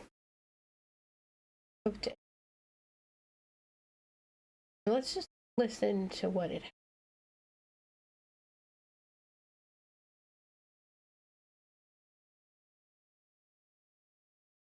In the front pages of this book is a direct imprint of scarred human skin tissue. TE image is from a photographic series focusing on the body and touch, which employed what might be described as photographic frottage to print body sections directly. Frottage, meaning to rub up, is an art technique dating back more than a century that involves covering a surface in paper and then rubbing drawing material over it to capture a patterned texture on the paper. To produce the image used in this book, the photographic imprint was directly touching, rubbed up against, the body in the space of the darkroom. TI's performance of touch eradicates distance in the photographic process, including that between the camera and the scene, between the camera and the negative, between the negative and the darkroom, and finally between the darkroom and daylight. In this example, touch is central to visual communication practice and experience, and you might notice throughout this chapter that skin is a central theme in theoretical discussions of photography and the role it plays as a form of touch, creating as it does connections and disconnections both through the image and to each other. Touch is a part of our everyday social relationships. TE exploration of touch in this book moves beyond touch as a physical practice or sensation to focus on touch, with a capital T, as culturally meaningful. Touch is culturally meaningful because more than simply being a thing we do, it is a practice that communicates and defines relationships of bodies in cultural and social structures. In this book, touch is understood to have physical, emotional, intellectual, political, and spiritual meaning. As an embodied practice and experience, touch is mapped through the concepts of spaces, is connection, far and disconnection, more on my positioning shit and forms of already. engagement, where the arrangements and degrees of these concepts have everyday meanings and associations. For example, the way we might accidentally brush past a stranger on a crowded train is different to how we might touch a loved one when they arrive home from their day. Furthermore, when we talk about being touched, it often suggests a meaningful connection rather than a physical interaction. During the recent COVID crisis, avoiding touch, such as shaking hands and even touching one's own face, was recommended to avoid spreading the disease. Instead, people sought new ways to greet each other and interact, such as touching each other's elbows or tapping each other's. F. Andre Allo. Oh 3. yeah, I've Shoes. seen the Furthermore, elbow many thing. resorted to video calls for meetings, where people could talk and see each other but felt disconnected to some point without a physical connection. Tis new reality highlighted how central touch is to our everyday interactions, and how touch acts as a meaningful everyday interaction and gesture. Here is also a long history of touch forming part of a cultural hierarchy, where only certain bodies can touch or be touched. Although such practices are culturally specific, they are always wrapped in combinations of appropriate spaces, connection, disconnection, positioning and forms of engagement. In this way, touch can act as a form of power, and it can be experienced or intended as violence as well as intimacy. Socially networked photography as practices of touch. In everyday contexts, photographs are also experienced and practiced as forms of touch. Photographs are potent practices in objects because they can exclude or include, as well as make bodies and representations visible or invisible. Photographs also have the power to make us laugh, cry or simply recall, and the sharing of photographs connects people beyond words or even the visual elements of the picture. The meaning of a photograph can be at once something a group of people identifies with and yet unique to each individual. Decades ago, Roland Barthes used the word skin and umbilical cord, like that. Barthes, I like that connection to 1980/2010, photographs p. already. 81, to recognize the intimate, personal, and cultural meanings of photographs beyond being just a visual mode of communication. The idea of photography as skin has again emerged in Teresa Senf's 2015 Discussions of Selves. Understanding. See, the other author would have been like, photography is about lowbrow and highbrow art. And you see, memes are a lowbrow form of that photography. And everybody is interested in different photos these days. Nobody's interested in the same types of photos. Understanding photographs as a skin explicitly locates photography as embodied practice and experience. Boundaries of the physical form or body are skin, and everyday physical touch is considered as the connection between the boundaries of entities. So, describing photographs as skin locates it as part of the embodied self's expression, identity, and experience. 1 Introduction. 4. In the context of socially networked photography, the creation and sharing of photographs in digital social networks, skin is not the only metaphor relating directly to socially meaningful touch. For example, phenomenologist and philosopher Mika Elo, 2012, calls for the digit in digital to be examined beyond haptics or sensations. Although not focused on networked social media, Jennifer Barker, 2009, coined the term the tactile eye to describe cinematic sensory and emotional experiences as embodied. And Paul Frosch, 2015-2018, a photographer and cultural theorist, has explicitly described selves as a form of kinesthesis, acknowledging them as embodied practices involving movement and the tactility or poetics of social visual practices. Frosch intended the adjective kinesthetic not only to align with the idea of selves as a photographic tactility, but to explicitly include the idea of a digitally networked body. In movement, which includes relationships of tactile, visual, and social interactions. Selves and photographic memes are culturally meaningful and meaning-making practices. Milner, 2018, Senft, 2015, Senft and Baim, 2015, Schiffman, 2014, Ty Eidenberg, 2018. Ideas you may personally hold about selves and memes, positive or negative, are based on meanings you associate with them. Cultural significance of selves and memes is located in those associated ideas and meanings. Because of the significance of selves and memes, they have been subject to extensive online commentary, criticism, and debate. Not just Burns, selfies. 2015, Not Ty Eidenberg, selfies. 2018. Academic discussion of selves and memes as visual communication includes a plethora of terms and descriptions that are Okay, so the ideas you hold about selfies and memes, positive and negative, are based on meanings you associate with them. So the ideas that the previous author held about how memes are destroying society are based on the meanings you associate with them. Okay. Selves and photographic memes are culturally meaningful and meaning-making practices. Shit, we have to Milner, read that again. 2018, Senft, 2015, Senft and Baim, 2015, Schiffman, 2014, Ty Eidenberg, 2018. Ideas you may personally hold about selves and memes, positive or negative, are based on meanings you associate with them. Cultural significance of selves and memes is located in those associated ideas and meanings. Because of the significance of selves and memes, they have been subject to extensive online commentary, criticism, and debate. Burns, 2015, Ty Eidenberg, 2018. Academic discussion of selves and memes as visual communication includes a plethora of terms and descriptions that are, in fact, implicit descriptions of aspects of touch. Extent of attention and the many proposed terms to describe how we communicate through memes and selves, implying social relationships of touch, and urgency to understand these visual social relationships as cultural practices of touch. Considering everyday digitally networked photographic practices such She said as flag, selves and memes as touch she recognizes said them as flag, embodied she practices. said flag. Highlighting It did socially not networked sound photography like as it, contextual to but relationships she of touch did provides a way of indeed mapping read the the cultural word significance of how we connect and flag disconnect, with and the an ways L. that sharing in social networks both enables and constrains And bodies I'm and ways really of being. kind of F. Andre Allo. annoyed that 5. she didn't. Understanding photographic social relationships know, as touch is I essential for did- emphasizing an ethics what of the social fuck, relationships in digital man? contexts, where although agency over self-representation and image sharing may be enabled, it can also be constrained when images are used beyond the author's intent. Concept of photographic touch recognizes incremental aspects and levels of connection and engagement as culturally significant and emphasizes how social photography can act as both intimacy and violence. Tis book is the FRST of its Okay. kind to map touch as culturally meaningful in digital social networks. Focusing on everyday photographic practices of selves and memes, I consider how the fundamentals of touch can be identified in everyday socially networked relationships and how these practices are culturally meaningful. As a map, this book paves the way for future detailed examinations of touch in networked photographic socialities and work that will focus more explicitly on user perspectives. Tis map is also a starting point for future examination of touch beyond photographic social relationships, extending towards how touch can reframe our understanding of technology in broader digital contexts of both networked and automated social systems. Understanding socially networked photography as touch recognizes technology as embodied everyday cultural relationships, which in turn demands responsibility for how we treat each other. It also identifies how technology is limited to how humans use, create and implement it in already culturally inscribed relationships and social hierarchies. Key terms. TE following is a brief glossary of some of the words and concepts I use throughout this book. They may not be new to you, but we must understand them the same way before beginning this journey. 1. Introduction. 6. Touch. TE physical. 122.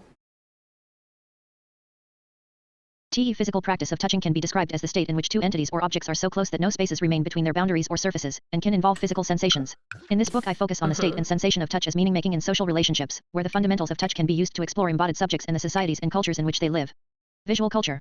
Visual culture studies focus on how people visually communicate and attribute social and cultural understandings through practices of visibility and invisibility. TE Feld of visual culture studies draws on a range of theoretical approaches including structuralism, phenomenology, Marxism, feminism, and psychoanalysis. Studies in visual culture include artifacts made to be seen and looked at such as paintings, movies, photographs, memes, and selves and people's ways of understanding and attributing meaning to them.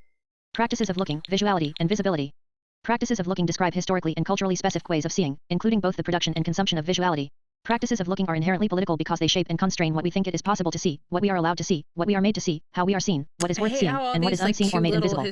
For example, a pivotal basis for discussions of visual practices, Lorem Mulvey's essay Visual Pleasure and Narrative Cin Emma, Mulvey, 1989, identifies women represented in FLMS as objects of a male gaze. In this case, the gaze, which I discuss further below, is recognized in gendered power relationships that limit representation. Another foundational work often referred to is John Berger's book Ways of Seeing, 2008, which describes limitations of visuality located in F. Andre Allo. 7. Gendered positioning of the male as the viewer and the female as limited to being viewed. Although these examples describe heterosexually gendered power relationships, these key works are often referred to as a basis of exploring a variety of power relationships of visibility. Visibility deals with the quality or state of being visual, including where certain groups of people may be treated as invisible. Traditionally, only certain performances of gender, ability, ethnicity, class, and age have been made visible in a variety of media. Movements towards inclusive representation in FLMS and advertising aim to make people traditionally treated as invisible, because of their lack of representation, or limited form of representation, more visible. Oh, wait, here. TE gaze is a term describing the social relationships of looking and how looking functions as control. In this book, when I refer to the gaze, I am mainly drawing on the work of Lorem Mulvey, who examined Hollywood cinema in the 1950s and 1960s. Mulvey argues that active looking was created exclusively from the point of view of male heteronormative viewers and showed how this limited ways of being for women on screen. TE power of looking attributed to the male heteronormative viewer is often referred to as the gaze, but since Mulvey's studies, the gaze has been explored in further complexity. Agency. Every time she Agency says is the capacity or power to act or make meaning on one's behalf, relatively free from the influence of social forces and the will of others. However, Foucault's model of power suggests that human subjects are never entirely free agents, but are shaped by and through social institutions and historical contexts. 1. Introduction. 8. Modes and multimodality.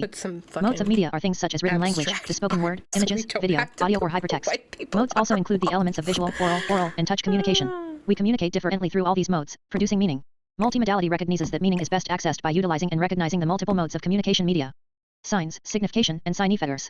TE concept of signs and signification deals with how meaning is gestured in communicative processes and actions. In social semiotics, signs are considered resources that people adapt to make meaning. TE word resource is used by social semioticians to avoid the impression that what a sign stands for is somehow given or FXED and not affected by use. In social semiotics, resources are signifiers, observable actions and objects drawn into the domain of communication. TE way things signify meanings is constituted by past uses and users based on their specific needs and interests, which are always socially and culturally contextual. Context includes the rules or best practices that regulate how resources can be used. Kress and Van Leeuwen, 2020, Van Leeuwen, 1995, 2005, 2008. In this book, I engage a social semiotic understanding of signs and signifiers. However, as a cultural studies communications scholar, I use the word sign rather than resource. That's cute. Codes. Codes are the implicit rules by which meanings get put into social practice and can therefore be read by users. They are the systematic organization of signs, which can include social rules of conduct like greetings, or styles of social interaction that are culturally located. Language and representational media are structured according to codes, so, for example, lighting, camera movement and editing for productions in a particular. F. Andre Allo. 9. Genre, period, and style are all cinematic codes. Cultural texts, such as self-IES, can be encoded with meaning by producers, which viewers then decode. Performativity. Throughout the book, I talk about performativity concerning participants of selves and memes. This term describes the ways that people perform their identities, where femininity recognized as a social construct and that there are social codes involved in this performance. Networked self. TE concept of the networked self emphasizes the technological self and recognizes technological presentations and relationships, connections, as embodied practice. Embodiment. Embodiment refers to the physical self and the digital, or networked or virtual, self being inseparable. Simply put, we live in technology, not with technology. DOS, 2011, and because of this, the technological self is understood as embodied. In this book, embodied practice includes how cultural practices inscribe the body as part of social meaning making, that is, touch is located as part of the sensorily inscribed body, Farman, 2020, of the networked self. Organization of the book. Following this introduction, Chap 2 considers key definitions and discussions of selves and memes as visual social relationships. Close examination of research on selves and photo-based memes to date suggests that photographic social relationships have evolved as digitally networked. 1 Introduction. 10. Practices, where agency can be observed in a struggle.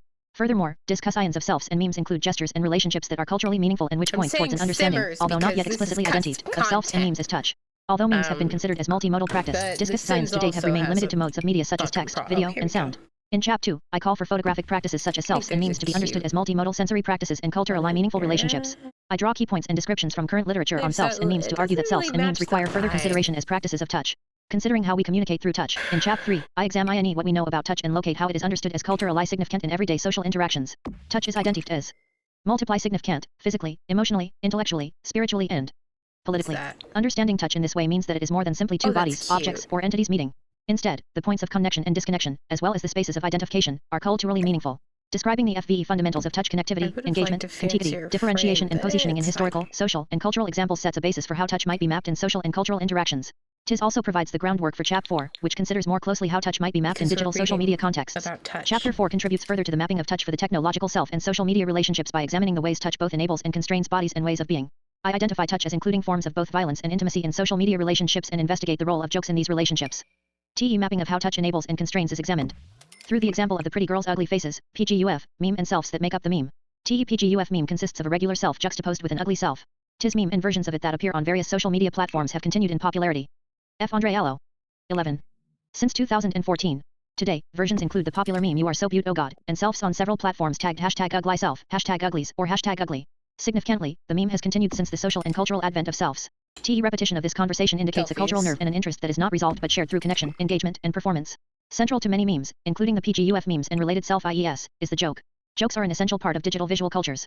However, far from just silly shenanigans to be dismissed, the joke is a powerful communicative tool. TE example of the PGUF meme is identified as employing the joke to navigate culturally accepted boundaries in the performance of memes. Throughout these performances and engagement, participants deal with cultural boundaries that both enable and constrain ways of being. TE joke is identified for the ways it acts as touch to enable cultural violence as well as intimate connections. TE chapter proposes three main things. First, the joke both enables and constrains social relationships. Second, the positioning, one of the fundamentals of touch, of the PGUF meme is unique and must consider not only platform rules, but also how the rules are informed by broader social and cultural structures. These structures are accessible by mapping touch.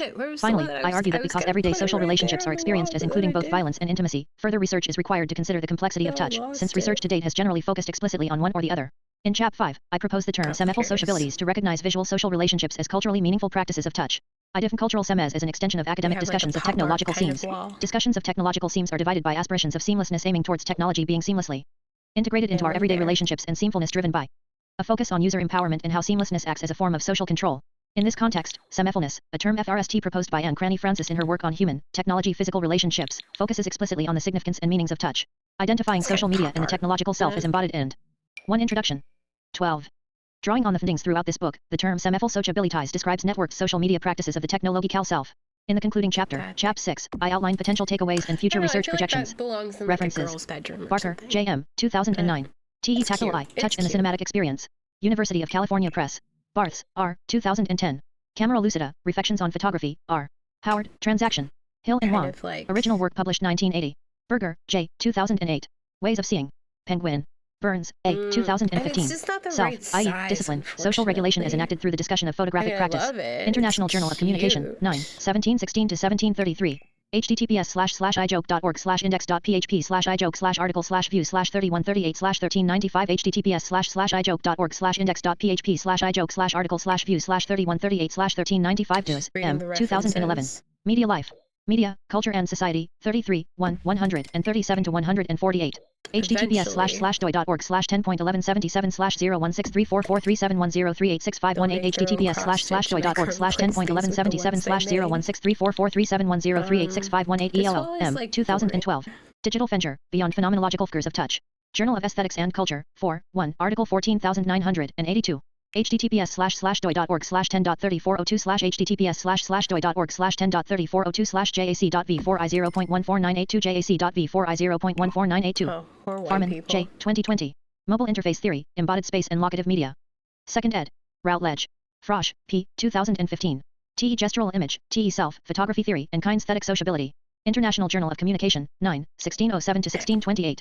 https://ijoke.org/index.php/article/view/3146/1388 https://ijoke.org/index.php/article/view/3146/1388 Frosch, P. 2018. TE Poetics of Digital Media. Polity Press.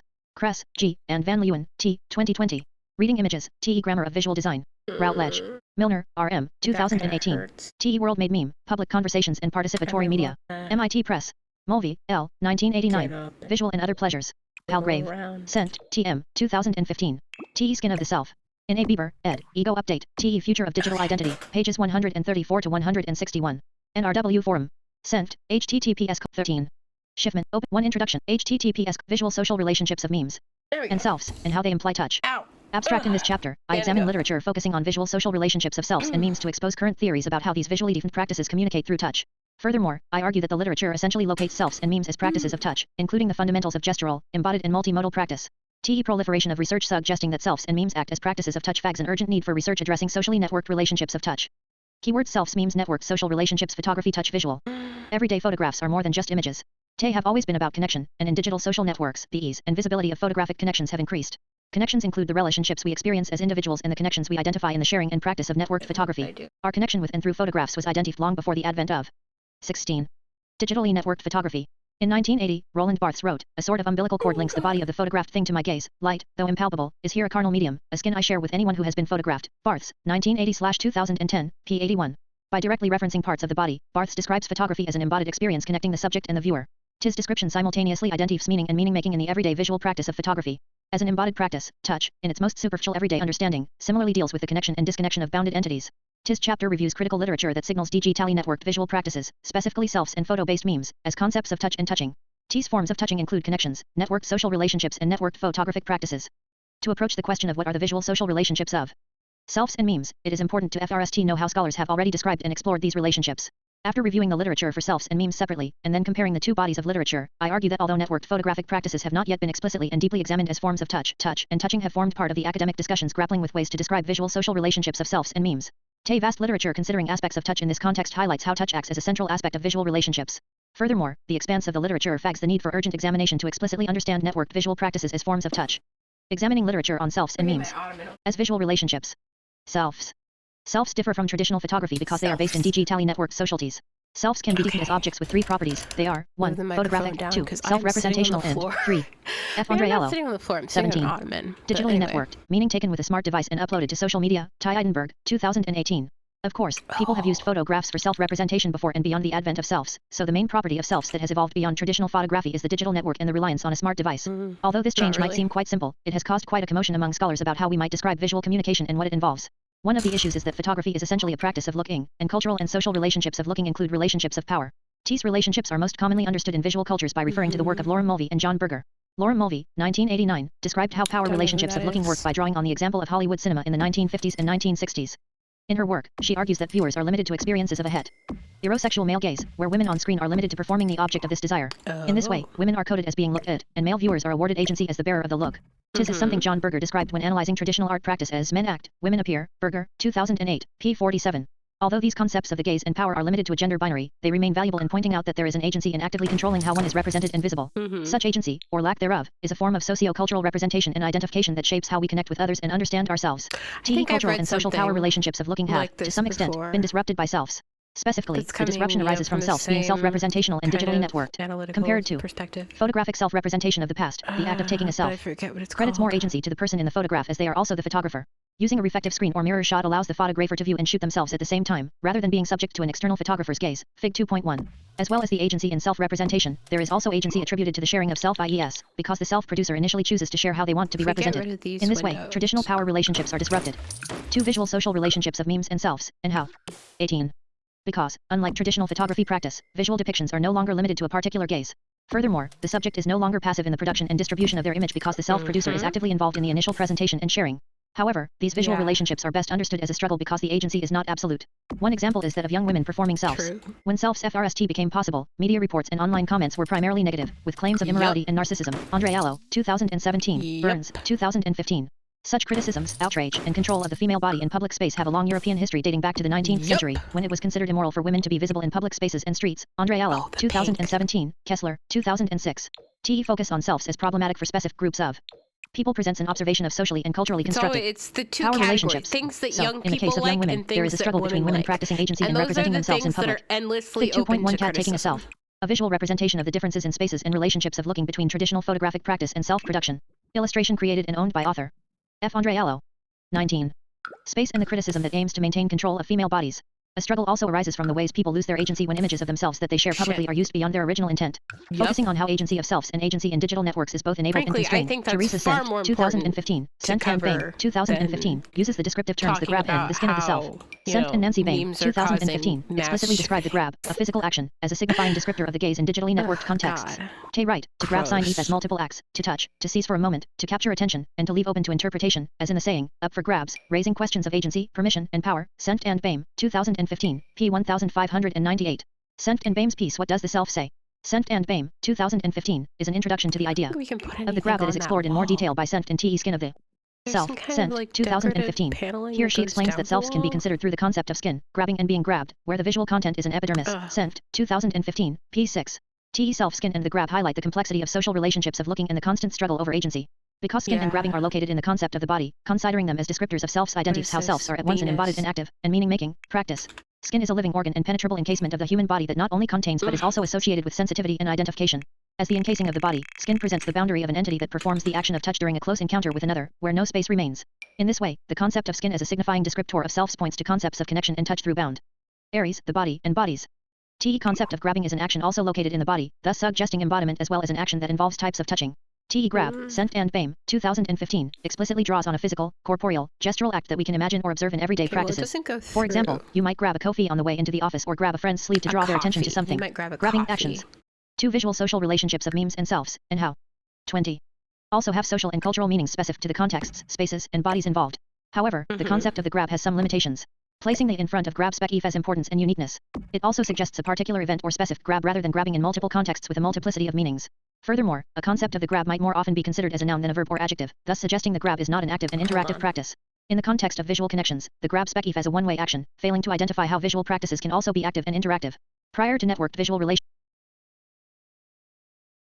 concept of the grab has some limitations. Placing the in front of the grabs specifies importance and uniqueness. It also suggests a particular event or specific grab rather than grabbing in multiple contexts with multiplicity of meanings, which I would say is what is going on with memes. The concept of the grab might more often be considered as a noun than a verb or adjective. The grab, suggesting the grab is not an active and interactive practice, which memes and meme making are. We're not passively consuming memes, we are making memes, we are changing memes, we are engaging in meme. Okay. Relationships, Gunther Kress and Theo van Leeuwen, 2020, identified how the gaze of the person depicted in an image is active. For example, direct eye contact of the person in an image can demand engagement with the viewer, and looking away from the viewer actively invites the viewer to look upon the person represented. Although the term the grab appears limited in some ways, Senft makes explicit that it was intended to consider more than an emphasized initial grab, and in her piece T.E. Skin of the Self, Senft describes in detail the complexity in relationships of grabbing in networked circulation. Despite its limitations, the concept of the grab is essential to academic literature and early discussions of networked visual practices that examine visual social relationships. Most importantly, a grab is a form of touch and connection that, as a signifier, begins to locate a practice of touch in digital networks as culturally significant and meaningful. Kinesthesis is another concept of touch that has been employed to describe visual social relationships of selves. Paul Frosch, 2015, 2018, uses the term kinesthetic sociability to describe selves as embodied gestures and a type of movement, response, and interaction beyond traditional visual concepts of photographic analysis. It's like we're trying to stuff self is a preeminent conductor of embodied social energy because it is a kinesthetic image. It is a product of kinetic bodily movement. It gives aesthetic, visible form to that movement in images, and it is inscribed in the circulation of kinetic and responsive social energy among users of movement-based digital technologies. Frosch, 2015, p. 1623. By naming selves and embodied social energy, the self as a visual relationship is located in concepts of embodiment, similar to the theories of self, skin, and the F. Andre Allo. 21. Grab. Based on embodied practice, Frosch then explains this relationship as a type of movement, where the body actively participates as muscular movements and associations within the interactive, networked social relationship. TE body is at once and independently the body of self, an image with a relationship of connection, as touch, and the body of networked bodies that are in connection through visual interactive movements or gestures. In this way, kinesthesis describes the connection or touching of images, self, and others as active and living social interactions and relationships. Within the concept of kinesthetic sociability, the idea of selves as embodied recognizes I'm how not they are a against it, constitutional it's part of the just too self, big for and how that we interact room. in a larger, digitally networked body or corporeality in digital social media contexts. Selves are aspects of how we perform our identity and, in that way, are linked directly to the self. We might even recognize a visual representation of this linking of the self to self when the extended arm is included in the frame of a self, the outreached arm holding the mobile device in the action of performing the self physically gestures touch to the viewer of the image. The person in the image appears to be physically reaching out to touch or embrace the I viewer, hate that. gesturing a I physically hate intimate how connection that and reducing the is. space between the self subject and the viewer. As well as explaining networked visual social relationships, the term kinesthesis can also be extended to understand a variety of other networked relationships. However, the way Frosch uses the term to describe touch in visual practice without explicit mention of tactility is unique. For example, when we talk about some kinda, like, kinesthetic learning tiny practices, window they to involve go learning above through the tactility as sofa. well as active performance. Furthermore, phenomenologist Jennifer Barker, 2009, writes about the tactile eye to express how cinematic experience involves more than vision and can be understood as sensorily embodied. Kinesthetic sociability can also suggest tactility in this way. However, in networked social relationships, kinesthesis is located in active tactile interactions and explicitly related to the body as a touching entity, where the self can be touched and bodies actively interact, connect, and relate as part of networked embodied practice. 2 Visual social relationships of memes and I selves, don't think and how. there's a good window to 22. put there. So far in this chapter, I have discussed the concept of selves as touch through the most straightforward understanding of touch, the connection at the points where two entities become so close that no space remains between them. However, connection is not the only aspect of touch to be considered. Disconnection, the boundaries of the bodies, or entities, and the spaces involved are also central to the concept. Although describing photographic relationships as a skin, Barths, 1980/2010, Senft, 2015, suggests intimate relationships of touch, it also identifies concepts of boundaries, because the skin encasing the human body is the boundary through which touching others physically occurs. Boundaries of self and boundaries in our Meet interactions Zach. are a part of our everyday relationships. For example, in a conversation, the topic works as a type of boundary. We also practice boundaries of self in how we perform in different social contexts where, for example, our work profile images differ and to our family social media account. These boundaries are essential to how we connect and interact. Boundaries in the We have relationships of touch of selves gray. involve what is included and what is excluded or cut. When a photograph is taken, PEOPLE perform in a certain manner to pose for the works. image. We might try to crop out any unsavory aspects of the image or things we do not want to be included for a multitude of reasons. We might also use floaters, or retouch the image or crop it after it is shot. It's a floater. Katie Warfeld, 2016, has started to consider these concepts as the boundaries of self-performance through selves. Warfeld writes about cuts, identifying that what is cut or excluded from a shared self is also an essential aspect of the performance of the self. Examining what is cut or excluded from an image, platform, or a conversation can reveal how selves both enable and constrain the presentation of self. The concept of cuts or what is excluded in visually networked practices is an essential aspect of touch because what too big. is excluded defines what is not acceptable to be made socially visible. In this way, cuts identify the boundaries and boundary making in the performance of self. Touch then is about what is excluded and the points of disconnection as much as it is about connection and what is included. What is made visible is made significant by what is made invisible, and within these connections and disconnections of visibility constitute relationships of touch. F. Andreello. Oh, I like that. 23. Photo-based memes. Just as self scholars have recognized an evolution of photographic communication through selves, meme scholars have claimed an evolution of mimetic communication in digital contexts. Visual culture scholars focusing on memes have also extended traditional concepts of visual communication and photography towards recognizing relationships of touch and discussions of relationships of connection. As in the cultural research on selves, think the central we're aspect really of the evolution of tagging memes from together. traditional practices is in how they are digitally networked, specifically their circulation and interaction. Leimer Schiffman, 2014. A. Defines memes as a group of digital items sharing common characteristics. B. Created with the awareness of each other. C. Circulated, imitate, and / or transformed via the internet by many users. Schiffman, 2014. B. P41. Like the definition of selves earlier in the chapter, memes here are defined as evolving from traditional models because of the context of digital networks. Whereas selves are defined as an object and as self-representational, memes are located as a group. Found Milner, some really 2012, gorgeous rugs on 2018, Pinterest the Schiffman, other day. 2014a, 2014b, and self-representation has mainly been considered as a focal aspect beyond belonging to and identifying with groups of people. Gal et al., 2016. Memes have a long pre-internet history as critical cultural interactions. One example of a meme that existed before the internet, and is still going, is Kilroy was here, which you may have noticed as graffiti in public spaces, usually accompanied by a face with a big nose peeking over a wall. Fig 2.2. Tis meme was No something I idea what that FRST noticed is. in the 1980s on my older sister's pencil case and etched into school desks. I also remember writing it on the steamy car windows on cold mornings and doodling it in books. The origins of Kilroy are still a matter of debate, but there are objects still around from the Second World War, such as batons, pins, and small figures of pregnant women, that include the words, Kilroy was here. A common consensus among historians is that the meme can be traced back to shipyards in the Second World War, where shipyard inspector James Kilroy marked inspected sections of the ship with those words. Gilmore, 2012. Soldiers noticing the markings. 2 Visual that's social cool. relationships of memes and selves, and how. 24. Extensively throughout the ships began to inscribe the slogan on a variety of surfaces. As the ships and soldiers traveled, the meme also traveled and extended to urban graffiti. Of course, I had no idea of this history when I was 4 years old, scribbling on things in the 1980s. The meme continued to spread, evolving in meaning over time. The way it spread and evolved relied on people practicing imitation. The word meme was introduced by Richard Dawkins, 1989, in his book The Self-Share Gene. It is derived from the Greek mimema to indicate something that is imitated, and Dawkins decided it should rhyme with gene. In the simplest terms, internet memes can be described as a practice of imitation, acting essentially as a unit of cultural transmission. Schiffman, 2013. Cultural transmission and imitation occur through interactions and relationships involving the ways we connect or touch each other. If we locate photography as a practice of looking, as I have done earlier in this chapter, and if we include photo-based memes in that, we can consider practices of looking and ideas of imitation as units of cultural transmission. However, since Dawkins' introduction of the word meme, the ambiguity of its definition has given rise to much debate between biological and cultural scholars, given that examples include ideas, God, texts. Fig 2.2 Image of Kilroy, one of the oldest and most well-known memes. F. Andre Allo. 25. Nursery rhymes and jokes, and practices, Christian rituals. Schiffman's 2014b definition of memes focuses on the complexity of what memes are. TE aspects of awareness of each other, sharing commonality, circulating, imitating and transforming are all practices of connection or touch because they include connections through common identifications and ideals. T's social connections through which touch is practiced all form a part of what Schiffman calls hypermimetic logic. Schiffman, 2012, 2013, which recognizes memes as part of our embodied everyday social relationships. To explore how memes gesture as embodied everyday social relationships, Schiffman, 2014a, 2014b, introduces the terms perspective photography and hypersignification, which explicitly deal with signification or meaningful forms of connection. These terms consider how people form connections through memes and define memes as connections or relationships of touch. We can therefore say that Schiffman identifies how touch signifies and is culturally meaningful, both in our relationships with photography and in relationships with each other. Perspective photography essentially describes the way photos for meme creation are perceived as raw material for future image creation. When photos are perceived as raw material, photo-based memes are understood as gestures to participants encouraging creative contributions. Tis gesture calls out to the participant by touching them or being meaningful to them in such a way that they decide to participate. TE term hypersignification was FRST used to describe a movement in the advertising industry where the glamour, construction, or setup of the photographic representation was exposed in the advertisement. TE code of advertising itself was no longer concealed but was turned into a sign. Goldman and Papson, 1996. Hypersignification essentially deals with the way people participate with memes. Central to hypermimetic logic and the concepts of perspective photography and hypersignification is an examination of how people gesture with and through photo-based memes as social relationships. Many meme interactions, creations, and connections involve participants playing with the authenticity of social and cultural ideas of photographic truth. Exposing the facade or codes of social practices, i.e. hypersignification, acts as an essential element of the connection and how it. 2 Visual social relationships of memes and selves, and how. 26. Touches people. Tis practice is most often employed in meme genres through the use of a joke. TE joke, which I will discuss further in Chap 4, is a communicative tool that allows people to cross social boundaries and expose the facades of social performance. TE way we use media such as photography supports cultural beliefs and social structures. For example, what we choose to exclude, edit, and include in an image, often unconsciously, displays social and cultural ideals by what we see and make visible or invisible. Culturally, the photograph continues to be used as a form of proof even though we know that it can be easily edited. Tis knowledge is key to understanding the joke because it is the cultural idea of photography as proof that is signified in reaction Photoshop and stock character macro meme genres. Similarly, the cultural knowledge of the joke as posed and constructed is part of the fun of photo fad memes.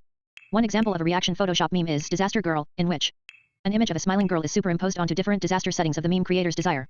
TE image is funny mainly because a young girl is presented as causing great disasters, but central to the practice is a play with the truthfulness of the photographic image as a form of evidence or truth. Because the image is heavily manipulated, one of the ways this meme works is as a type of hypersignification. Here photography is simultaneously presented as fact and heavily manipulated, and understanding of this is a key aspect of where the joke is produced. TE stock character macros genre, which includes memes like Confused Cyan Bear and Asian Dad, is overt construction of social and cultural stereotypes. Schiffman, 2014b. Such constructions are produced by presenting stock images with added text that locates the social and cultural stereotypes associated with the image. Photo fads include memes that tend to focus on the pose and purpose. Mass of the pose, Schiffman, 2014b. To include memes like planking, in which the participant must perform a plank pose, or hair fix selves, in which the participant fix their hair in a body of water, splashing water in a pattern in the sky. Photo fad memes reference social and cultural ideals of posing and performing for everyday photographs. For example, the way people perform in front of the camera to create cultural coded intimacy or attractiveness, such as smiling a certain way, tilting. F. Andre Allo. 27. One's head, leaning forward or turning one's hips on an angle to the camera. Photo fads make explicit the performance involved in photography.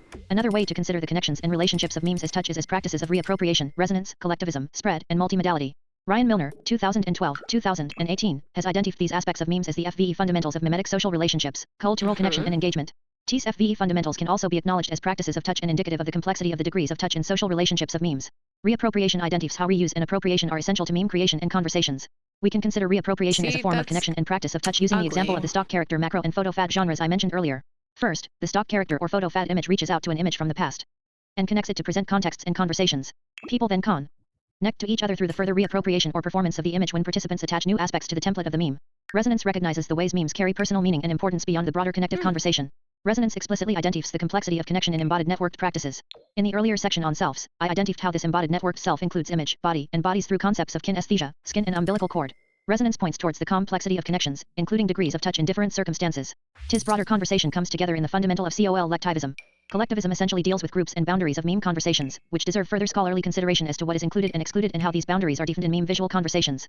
TE aspect of spread deals with the circulation of memes as spreadable media, Jenkins et al., 2013, p3, where people share content for their own purposes. Spread relies on the interactive practices and association of the last 3 fundamentals, reappropriation, resonance, and collectivism, thus relying on connections and touch. TE definition of spread. 2 Visual social relationships of memes and selves, and how. 28. Highlights that people share for their own reasons. T's personal reasons depend on how the images touch us personally and the degrees of touch and connection to images in shared relationships. Spread therefore requires closer scholarly investigation into the connection and meaning making that touch can provide. Understanding the practices of reappropriation, resonance, collectivism, and spread as located in the multimodality of media is also essential to meme practice and interaction. Multimodality and visual grammar, Kress and Van Leeuwen, 2020, are essential concepts that have been influential across many disciplines. These concepts recognize that meaning is never produced through a singular mode. Milner recognizes the fundamentals of memes as multimodal to highlight that meaning in digital contexts is conveyed by more than images alone, for example, by hyperlinks, videos, text, and comments. He writes, although visuals abound, thinking in terms of a visual internet is a limiting paradigm, since more than only text and image exist in multimodal media. Yes. Milner, 2018, p. 25. Multimodality essentially identifies many modes of communication that interplay simultaneously to make social and cultural meaning. In stock character memes, for example, participants add text to stock images to change the meaning. TE meaning making in this practice includes combinations and relationships of the modes of written text and image. TE image without the text or with another contributed media produces different meanings, which serves to recontextualize the image. Milner's definition of memes as multimodal media is vital because it recognizes that the active engagement of participants in the creation and sharing of memes includes multimodal relationships. Furthermore, multimodality contextualizes the fundamentals identified in meme relationships as practices that are not limited to images or the visual alone. Despite these critical contributions, Milner's notion of multimodality remains limited to considering only physical modes of multimedia, e.g., links, text, images. If we accept that we do indeed need to move beyond the concept of a visual internet, as Milner proposes, this flags an urgency to understand people's visual experiences and interactions as multimodal, rather than simply considering the multimodality of the physical media. Furthermore, it flags a need to understand people's visual social interactions as multimodal, because the way we practice looking involves more. F. Andre Allo. 29. Than the sense of sight. Networked visual relationships require further urgent academic attention, recognizing that people communicate through many modes of media and that these interactions include many sensory modes. What do we already know about visual social relationships of selves and memes? TE literature on selves and memes examined throughout this chapter has all pointed to ideas of connection and gesture, where visual experience is located in the cultural and sensory mode of touch. TIS research suggests that networked visual practices such as selves and memes are 1. Meaningful, 2. A gesture, 3. Embodied practices dealing with identity and the body, and 4. Multimodal visual sensory practices. TIS 4 fundamentals of selves and memes point towards networked visual social practices being experiences of touch. Meaningful and meaning making. Selves and memes are culturally meaningful practices. TE passionate debate surrounding selves locates them as having meaning to people whether they love or hate them. Ty Eidenberg, 2018. Scholars to date have focused on how memes and selves create meaning as embodied, gestural and multimodal practices. Gesture. Gesture is essentially about practices of touch because it is about the ways we connect and engage.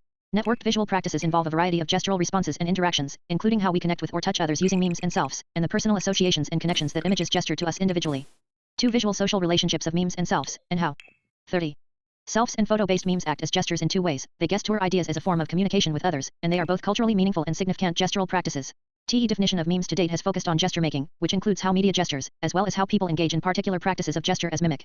For example, the concept of perspective photography, Schiffman, 2014a, essentially locates photography as a gestural medium, identifying how it beckons to people to engage.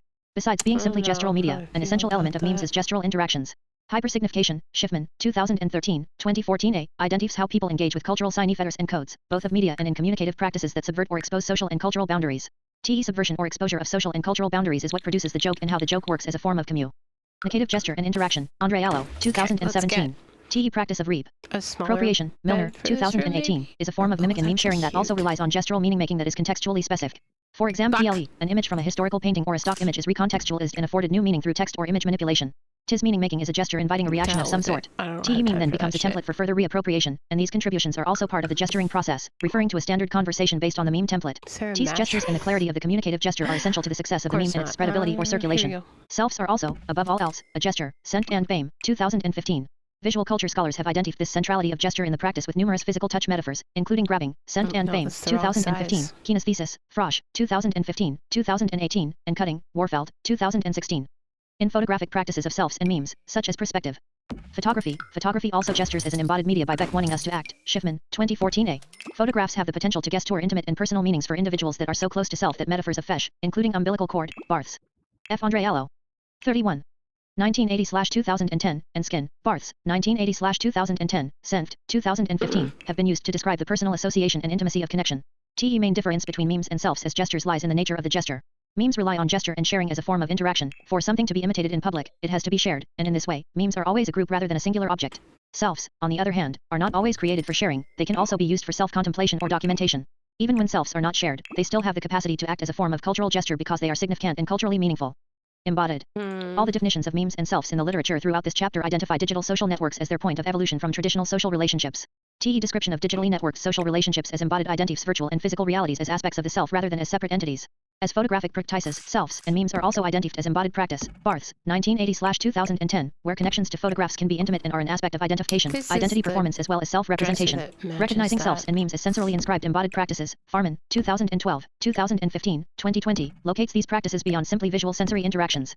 It locates them as gestural visual practices that simultaneously fag visual interactions and sensory modes of touch. Multimodal visualities.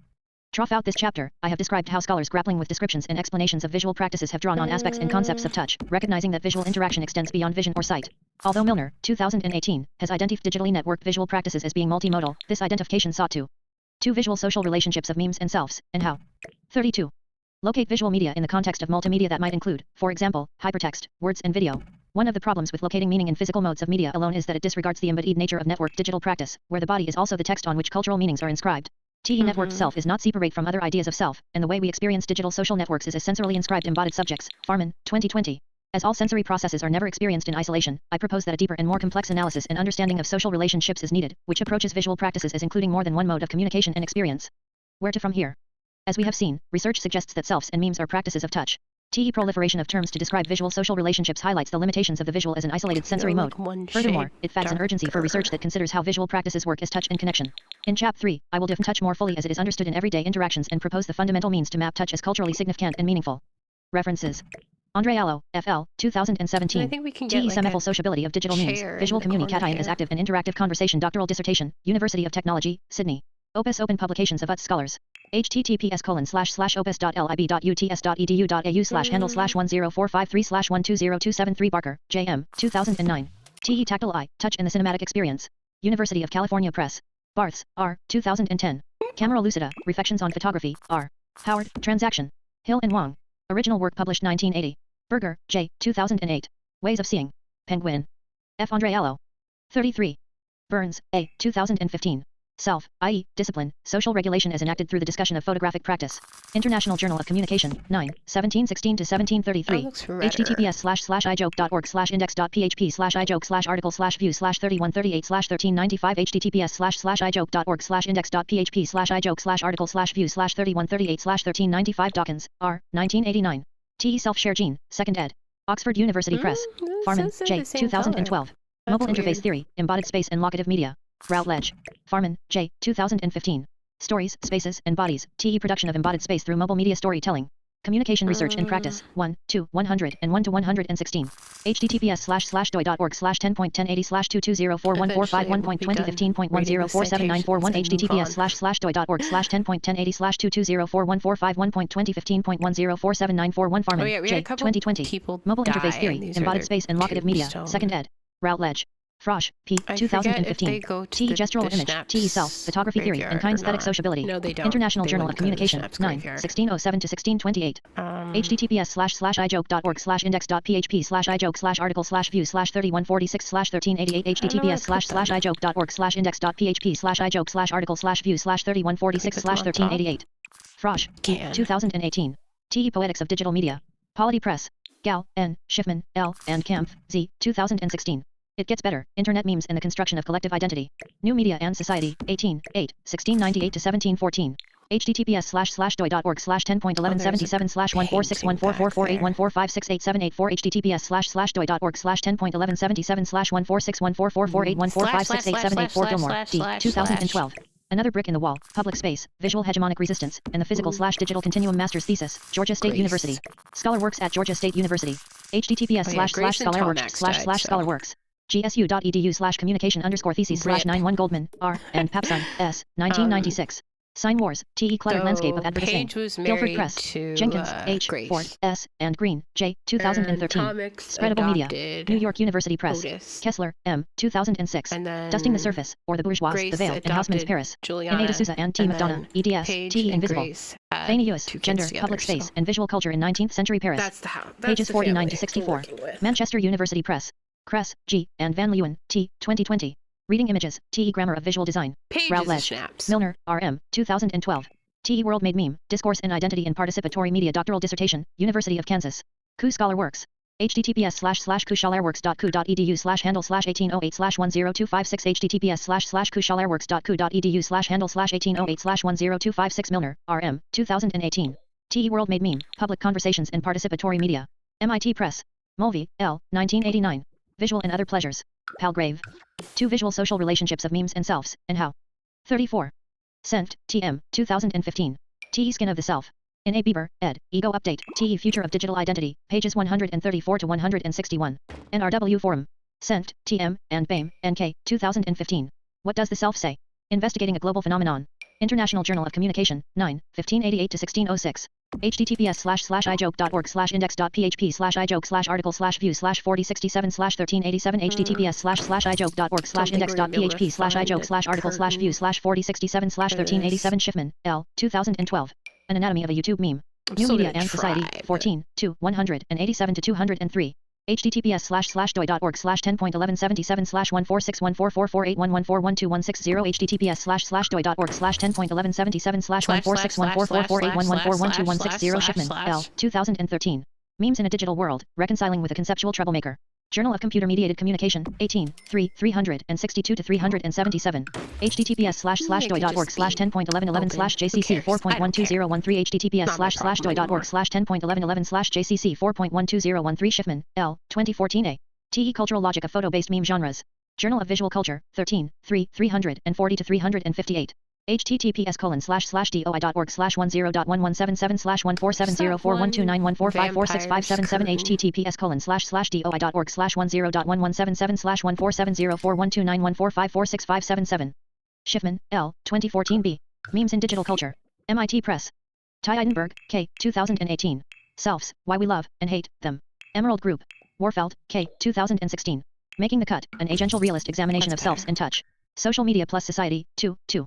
https://doi.org/10.1177/ https://doi.org/10.1177/2056305116641706. Open Access TIS chapter is licensed under the terms of the Creative Commons Attribution 4.0 International License. http://creativecommons.org/licenses/http://creativecommons.org/licenses/by/4.0/by/4.0/ which permits use, sharing, adaptation, distribution, and reproduction in any medium or format, as long as you give appropriate credit to the original author, S, and the source. Provide a link to the Creative Commons license and indicate if changes were made. TE images or other third-party material in this chapter are included in the chapter's Creative Commons license, unless indicated otherwise in a credit line to the material. If material is not included in the chapter's Creative Commons license and your intended use is not permitted by statutory regulation, F. Andre Allo. Copyright TE author, S, 2020. https: How Touch Works in Everyday Network Social Relationships. Abstract TIS chapter presents a way to begin mapping touch in everyday networked practices by examining how touch is culturally significant. Extending from the previous chapter, network touch is FRST identified as embodied and multimodal. TEFVE fundamentals of the cultural mode of touch identified as connection, engagement, contiguity, differentiation, and positioning are then located for how they are culturally significant in everyday relationships. Finally, acknowledging networked social relationships as embodied and multimodal, I argue that visual social relationships can be understood as practices of touch and mapped through close examination of the fundamentals of touch. Furthermore, the fundamentals, as a map, could potentially be used to investigate the technological self beyond visual social relationships. There we go. Keywords: touch, photography, visual social relationships, visual cultures, connection, engagement, selves, memes. 36. More than just a physical practice or sensation, touch is culturally significant in a form of everyday meaning making. Touch is multiply significant, with social and cultural meanings that can be physical, emotional, intellectual, or political. Klassen, 2012, 2020a, 2020b, 2020c, Cranny Francis, 2011a, 2011b, 2013, Jewett, 2017, Schroeder and Ribello, 2007. As Constance Klassen writes, touch is not just a private act. It is a fundamental medium for the expression, experience, and contestation of social values and hierarchies.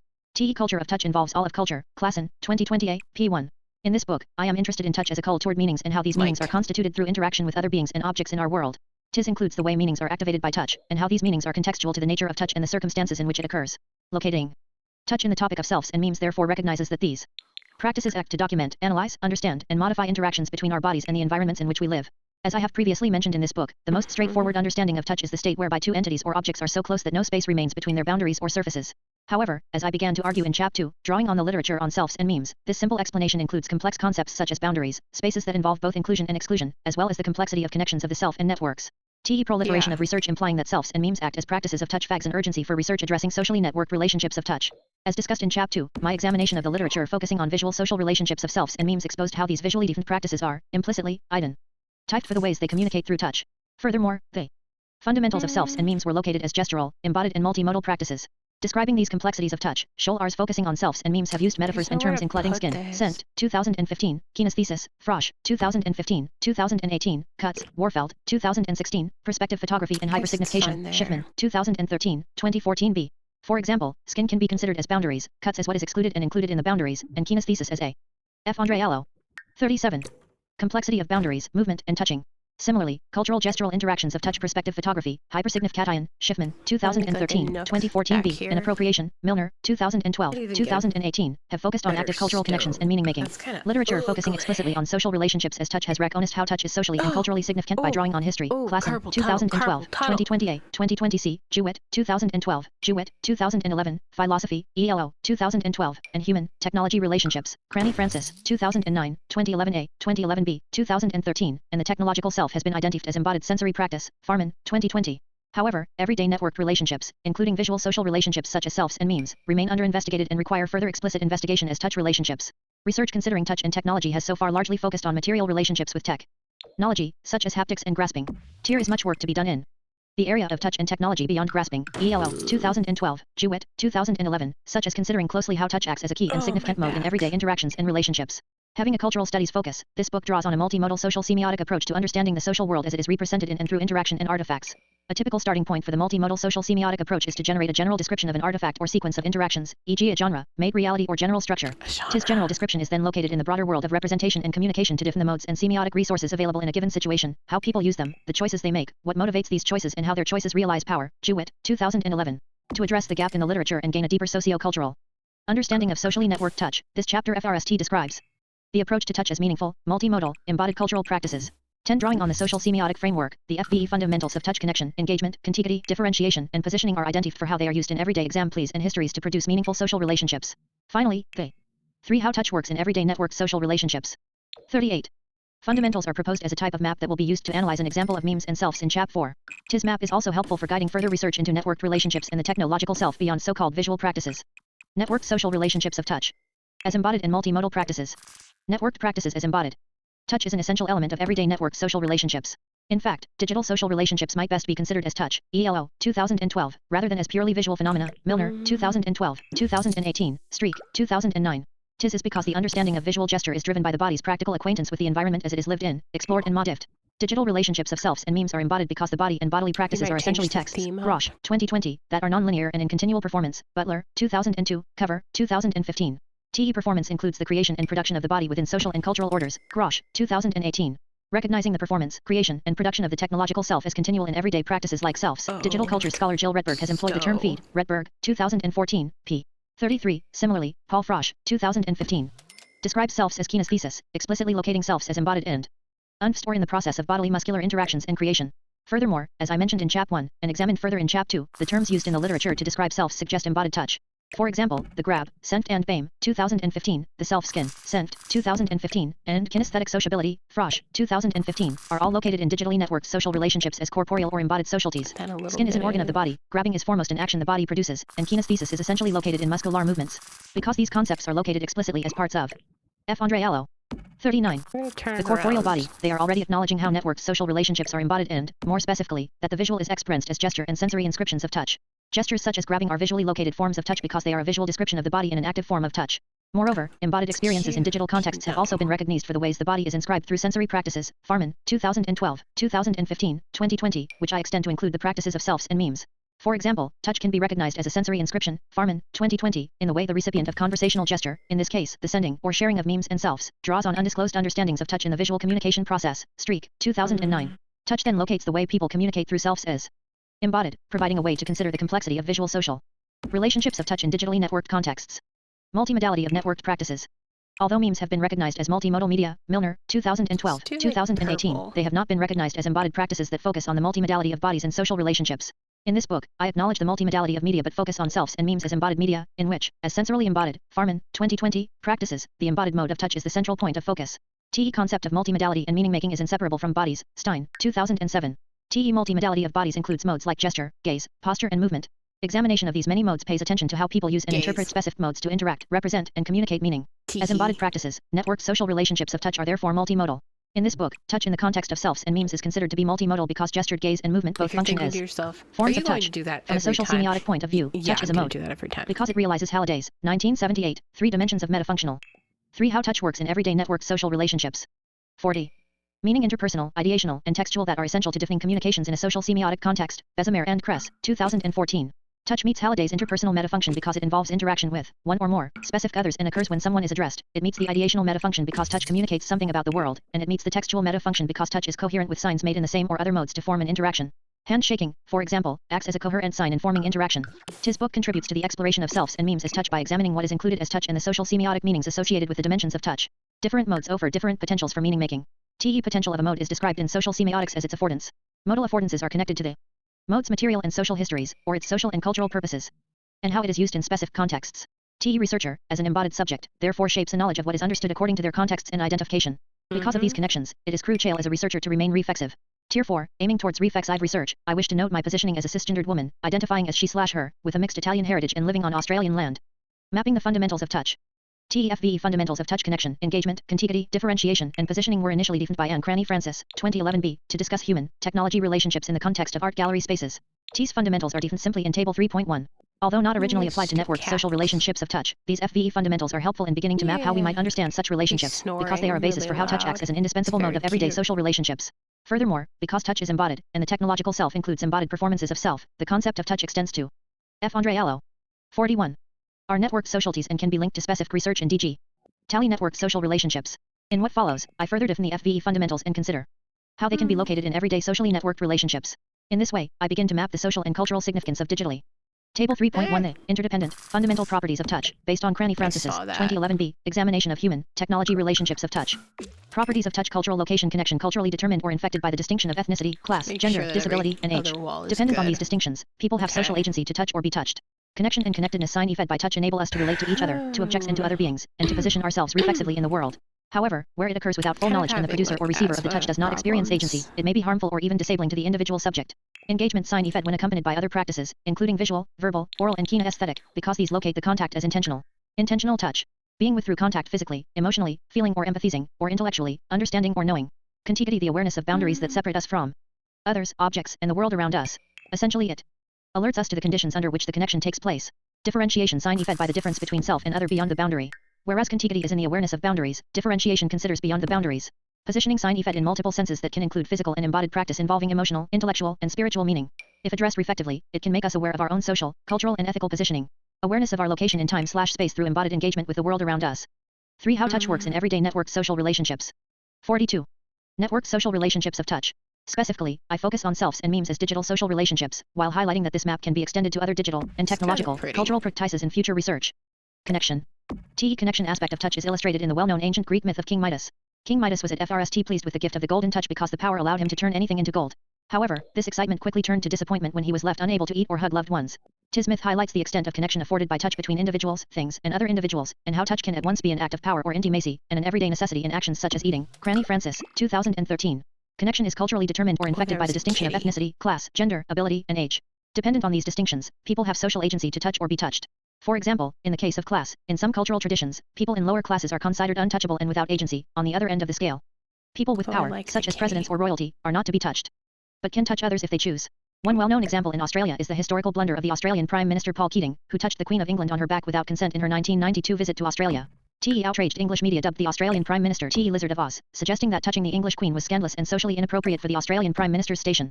Another example, found in the Christian Bible, tells the story of Mary Magdalene, who sought to be cured by touching the hem of the cloak of Jesus Christ. In this story, touch is spiritual and considered to have the power of healing. In many religions, healing is located in touch, such as the laying of hands. Story of Mary Magdalene also associates touch with class systems because Mary is positioned as a lower class citizen and considered unworthy to touch the hem of Jesus Christ's. F. Andre Allo. 43. Cloak. Trough connection with the spiritual figure, the unworthy, in this case, Mary Magdalene, is cured. However, in the example of the English Queen, touch is thought to have sullied the prestigious figure.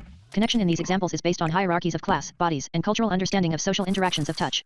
The way we touch each other is significant.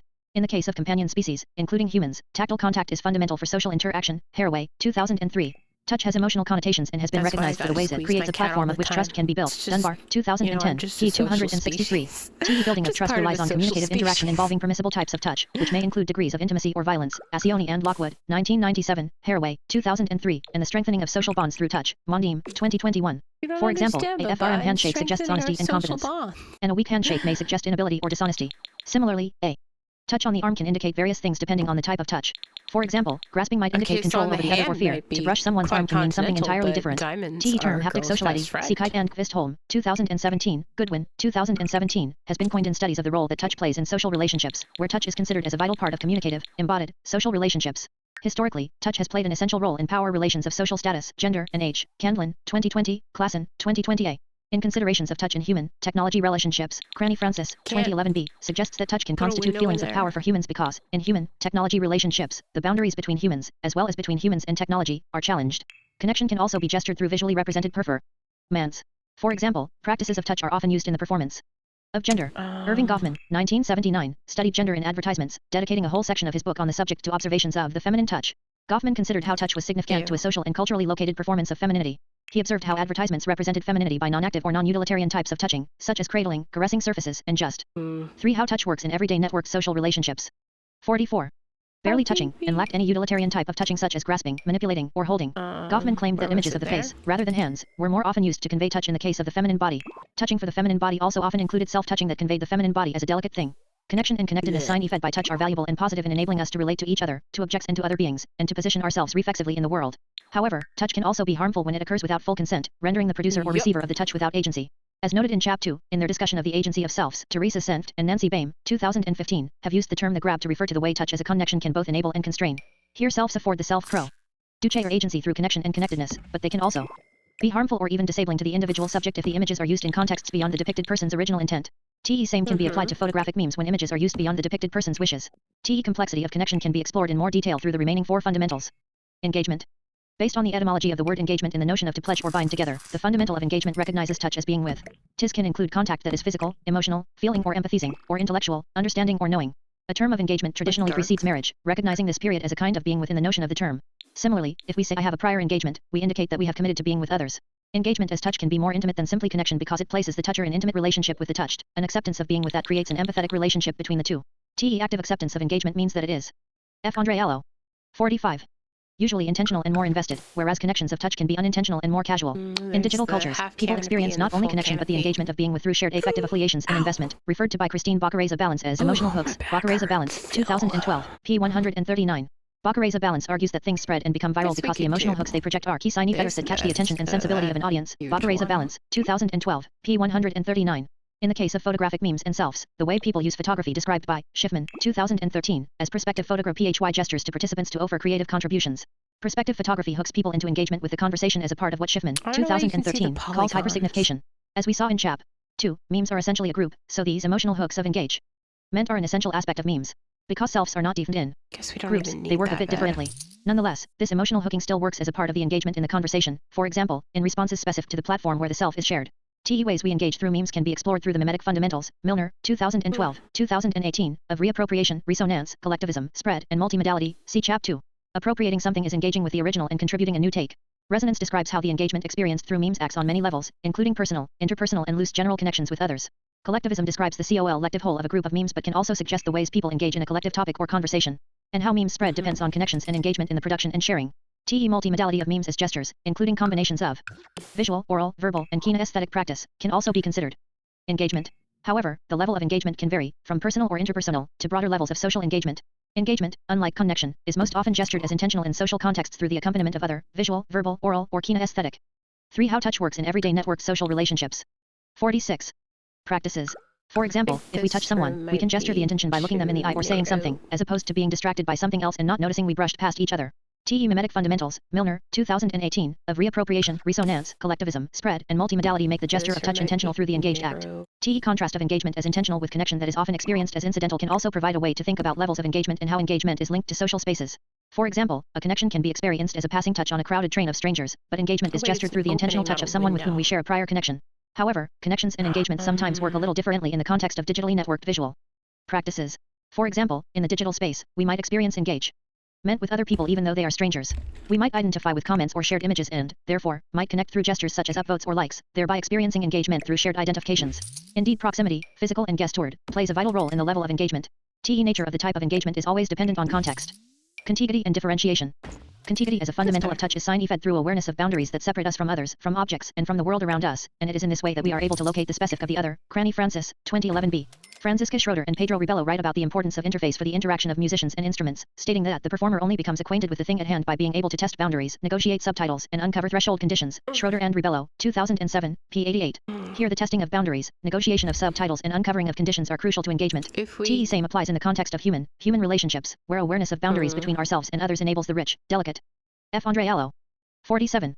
Creative exploration of possible relationships between us. Cranny Francis, 2011b, p. 475. Contiguity through touch in mimetic relationships includes the ways people play with boundaries of photographic construction to expose social and cultural ideals through practices of hypersignification. Goldman and Papson, 1996, Schiffman, 2014a. An example is reaction photoshops, as I described in Chap 2, which usually consist of putting people or objects in different backgrounds or scenes, such as Disaster Girl, an image of a young child with a wicked look on her face that is superimposed onto various crisis backgrounds. Know Your Meme, 2021. TE manipulation of the images in the memes plays with concepts of photographic evidence and truth, and the practice includes an awareness of the boundaries or limitations of photography as an evidential document. Trough this play and shared knowledge, relationships are built. TE genre of stock character macros like Confession Bear and Asian Dad play with overt stereotypes and cultural constructs. Jacqueline Vickery and Andrew Nelson, 2013, have examined Confession Bear and the idea of confession as a private practice. They have explored the ways people experience this meme, which is recognized as having limitations and pushing boundaries by publicly, although anonymously, acknowledging what is typically kept private.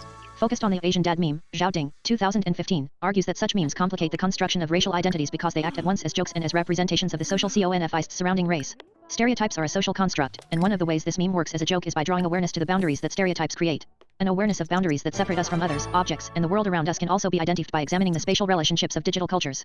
For example, Jason Farman's 2015 work offers insights into social concepts of embodiment, identity, and commune.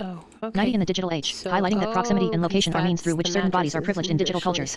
Notions of place as a space of intimate identification. Hjorth and Hinton, 2019, also deal with touch as contiguity because the identification of place includes ideas of boundary making in relationships of space. Social boundaries of public and private space continue to be culturally limited. 3. How touch works in everyday networked social relationships. 48. For certain bodies where social gestures are linked to public space, Senft, 2008, and gendered bodies in a history, Andre Allo, 2017. TE movement of boundaries and spaces has also been examined in concepts of digital wayfaring, Hjorth and Pink, 2014, which explains the way selves act as kinesthetic practices, Frosch, 2015, that different boundaries of bot IES moving through digital social spaces. TE boundaries of selves and memes can be considered in terms of the way they communicate across time and space, thus minimizing boundar IES of distance, and for the cultural significance of how boundaries are performed in selves. For example, gestured hand holding, experienced when the extended arm is included in some self frames, connects the viewer to the performer, Frosch, 2015. It is a physical representation of boundaries that separate us, but simultaneously gestures towards connection in the act of sharing. Boundaries are also apparent by the conditions that establish the interface between the subject and the viewer. Tis may be the materiality of the technological device, software such as floaters, or the cultural assumptions of individual subjects and viewers.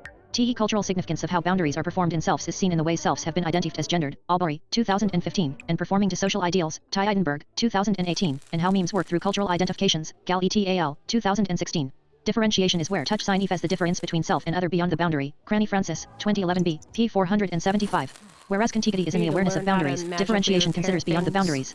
So, in the case of selves, although the extended arm cut into the frame of a self-presence and awareness of boundaries, the self also moves beyond the boundaries of time and space through the immediacy of its sharing. Touch as differentiation both connects us to technology and to each other, and differentiates us from technology and each other. In this way, touch spec as uniqueness from the other body, or the other as cultures outside the one in which we perform so that as humans, we enjoy an intimacy through connection with other and, at the same time, identify ourselves as unique. Touch has the potential to differentiate human from object, real from not real.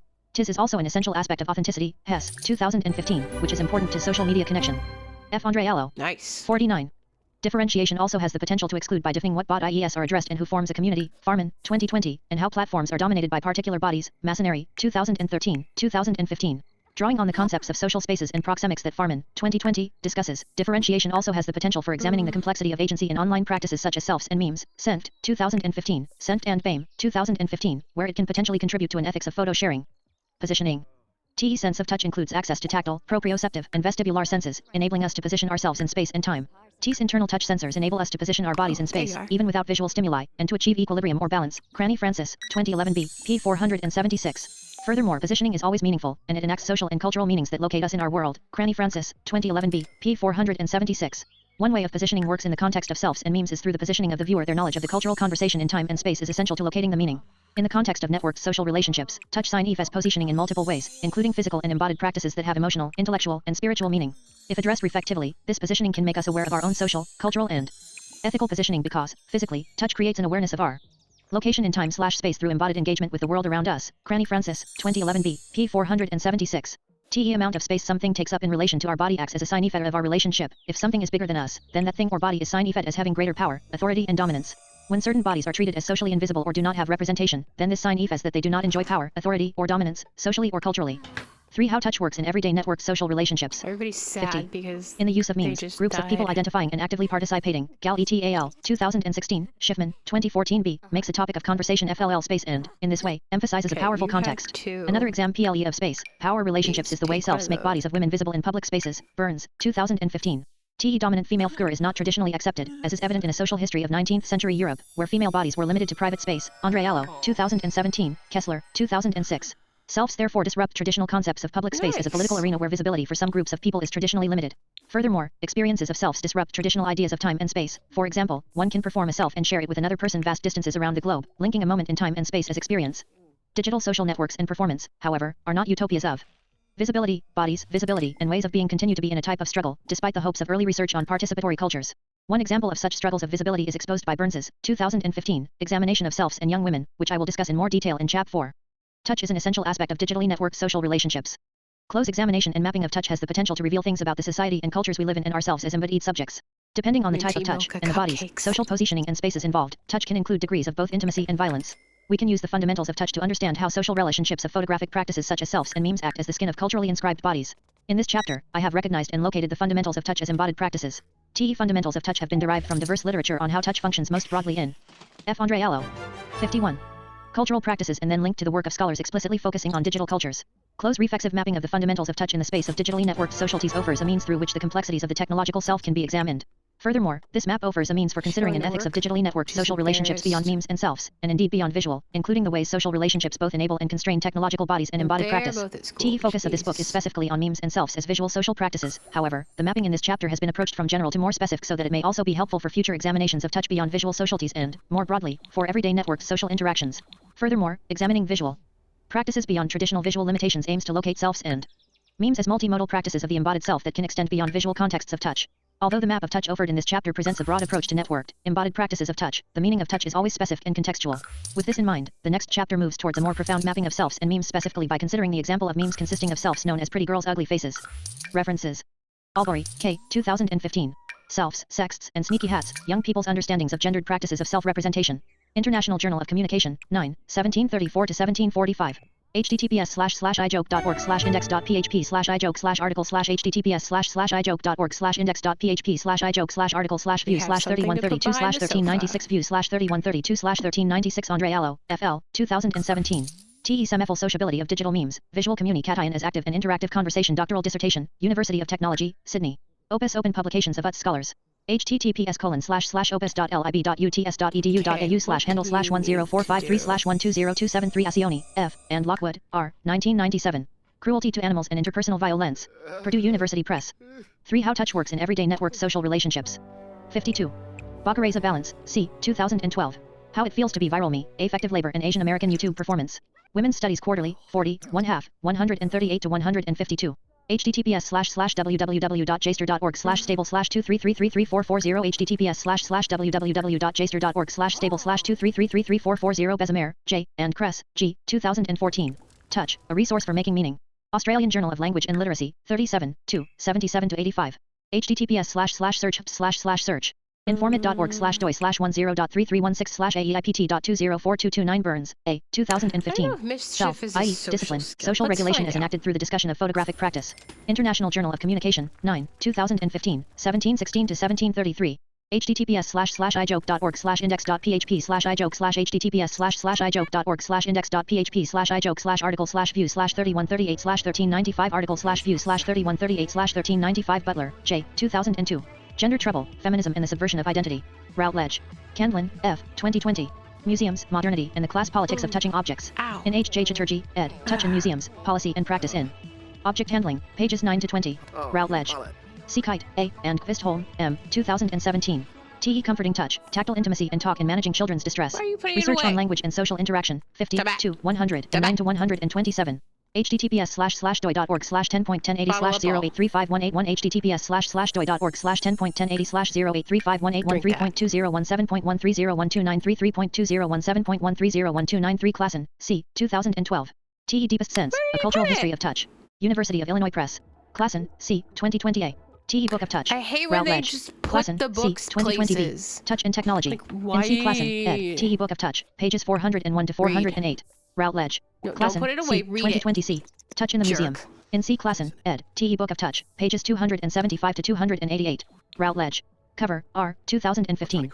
Digital Identities, Creating and Communicating the Online Self. Academic Press. Cranny Francis, A. 2009. Touching FLM, TE Embodied Practice and Politics of FLM Viewing and Filmmaking. TE Senses and Society, 4, 2, 163 to 178. https://doi.org/10.2752/174589309x425111 https://doi.org/10.2752/174589309x425111 Cranny Francis, A. 2011a. TE Art of Touch, a photo essay. Social semiotics. 21, 4, 591 to 608. https://doi.org/10.1080/103503330.2011.591999 https://doi.org/10.1080/103503330.2011.591999 Cranny Francis, A. 2011b. Semifulness, A Social Semiotics of Touch. Social Semiotics, 21, 4, 463 to 481. https://doi.org/10.1080/103503330.2011.591993 https://doi.org/10.1080/103503330.2011.591993 Cranny Francis, A. 2013. Technology and Touch, TE Biopolitics of Emerging Technologies. Springer. F. Andre Allo. 53. Ding, Z. 2015. Hey, TE no. Internet Meme as a Rhetoric Discourse, Investigating Asian/Asian Americans' Identity Negotiation. Bowling Green State University. Dunbar, RIM, 2010. TE Social Role of Touch in Humans and Primates, Behavioral Function and Neurobiological Mechanisms. Neuroscience and Biobehavioral Reviews, 34, 2, 260 to 268. https://doi.org/10.1016/j https://doi.org/10.1016/j Nubia Rev.2008.07.001 ELO, M, 2012. Digital Venture, Beyond Phenomenological Figures of Touch. Journal of Aesthetics and Culture, 4, 1, Article 14982. https://doi.org/10.3402 https://doi.org/10.3402/jac.v4i0.14982 jac.v4i0.14982 Farman, J. 2012. Mobile Interface Theory, Embodied Space and Locative Media. Routledge. Farman, J. 2015. Read. Stories, Spaces, and Bodies, TE Production of Embodied Space through Mobile Media Storytelling.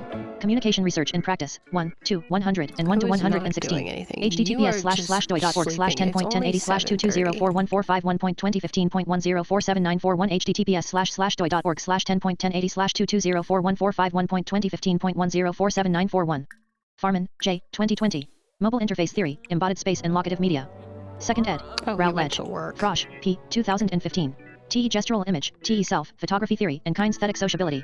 International Journal of Communication, 9, 1607 to 1628. https://ijoke.org/index.php/article/view/3146/1388 https://ijoke.org/index.php/article/view/3146/1388 Frosch, P. 2018. TE Poetics of Digital Media. Polity Press. Gal, N, Schiffman, L, and Kampf, Z. 2016. It Gets Better, Internet Memes and the Construction of Collective Identity. New Media and Society, 18, 8, 1698 to 1714.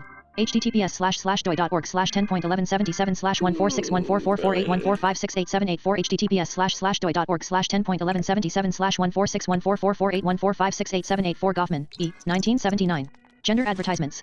Macmillan International Higher Education. Goldman, R., and Papson, S. 1996. Sign Wars, TE Cluttered Landscape of Advertising. Guilford Press. Goodwin, M.H., 2017. Haptic Sociality. N.C. Meyer, J. Streak, and J.S. Jordan, eds. Intercorporeality, Emerging Socialties and Interaction, pp. 73 to 102. Oxford University Press. Grosh, E. 2018. Space, Time, and Perversion, Essays on the Politics of Bodies. Routledge. Grosh, E. 2020. Volatile Bodies, Toward a Corporeal Feminism. Routledge. Halliday, M.A.K., 1978. Language as Social Semiotic, TE Social Interpretation of Language and Meaning. Hodder Education. Haraway, D.J., 2003. TE Companion Species Manifesto, Dogs, People, and Significant Otherness. Prickly Paradigm Press. 3 How Touch Works in Everyday Network Social Relationships. 54. Hess, A. 2015. TE Self-Assemblage. International Journal of Communication, 9, 1629 to 1646. https://ijoke.org/index.php/article/views/3147/1389 https://ijoke.org/index.php/article/views/3147/1389 Hjorth, L. and Hinton, S. 2019. Understanding Social Media. Sage. Hjorth, L. and Pink, S. 2014. New Visualities in the Digital Wayfarer, Reconceptualizing Camera Phone Photography and Locative Media. Mobile Media and Communication, 2, 1, 40-57. Like that it's https://doit/doi. org/10.1177/20501571350552 https://55. Sent, TM, Morfeld, 3 How Touch Works in Everyday Net. 56. Open Access TIS chapter is licensed under the F. Andre Allo, copyright TE off, http, mapping touch of, ugly, selves, memes, and jokes as forms of intimacy I don't know why she and can't read violence. selfie. Abstract to further consider the ways touch both enables and constrains bodies and ways of being. This chapter examines touch as including forms of both intimacy and violence. Extending from the implicit understandings of selves and memes as touch, Chap 2, and the initial mapping of touch, Chap 3, the pretty girl's ugly faces meme, and the selves that make up the meme, is used as an example to consider selves and memes as intimacy and violence. 10. Drawing on the fundamentals of touch, Chap 3, I begin to plot a map of touch, identifying how the example meme and selves act as intimate connections that are positioned in a culture of violence. Central to this chapter is the identification of the joke's importance to the positioning of visual conversations in social networks. As a form of touch, the joke is identified as both enabling and constraining intimacy and violence. Examining memes and selves as practices of connectivity and symbolic violence further recognizes touch. For the ways it culturally both enables and constrains bodies and identifications. 58. Keywords: intimate touch, violent touch, meme intimacy, self-intimacy, technology facilitated violence, symbolic violence, joke, ugly selves, ugly intimacies, textures of intimacy, technological connection and engagement, photography. Selves and memes are practices of touch that have mainly been identified for the ways they can involve intimate connection. Humphreys et al. 2013, McLaughlin 2013, Peterson et al. 2017, Kreutz et al. 2017, Van Dijck 2013. However, they can also be used and experienced as violence. Bailey et al. 2021, Dunn 2021, Jane 2016, Senft 2015. In this chapter, touch is considered to include forms of both intimacy and violence to contribute to a mapping of cultural touch, as proposed in Chap 3, continuing to focus on selves and memes as embodied practices of the technological self, where we live in media rather than with media. Does 2011, p. 138. This chapter considers how social bodies are both enabled and constrained by touch in the contexts of violence and intimacy. Discussion of the intimacy of social media focuses on connections. Considered a positive goal for relationships, intimacy is understood to involve sharing emotions, experiences, and affective bodily proximities. Describing intimacy of connections as inextricably entwined with social media, Peterson et al. Write that both intimacy and social media allow people to express and share what matters to them, and both encourage personalized connection and interactivity. Peterson et al. 2017, p. 4.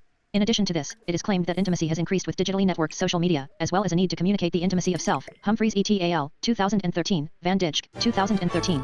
In the work focused on intimacies of self, intimacy has been recognized as involving many textures. McLaughlin 2013, including ugly intimacies like heartbreak and loss. Kreutz et al. 2017, that are generally not considered to be positive.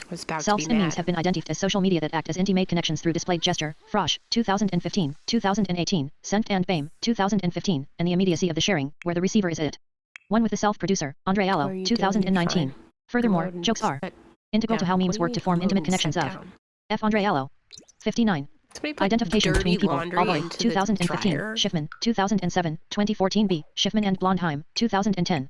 Although it is argued that both the architecture of online spaces and the etiquette of behaving within these spaces tend to favor the dense proliferation of intimacies with others, Payne, 2014, there are also experiences of violence in social media.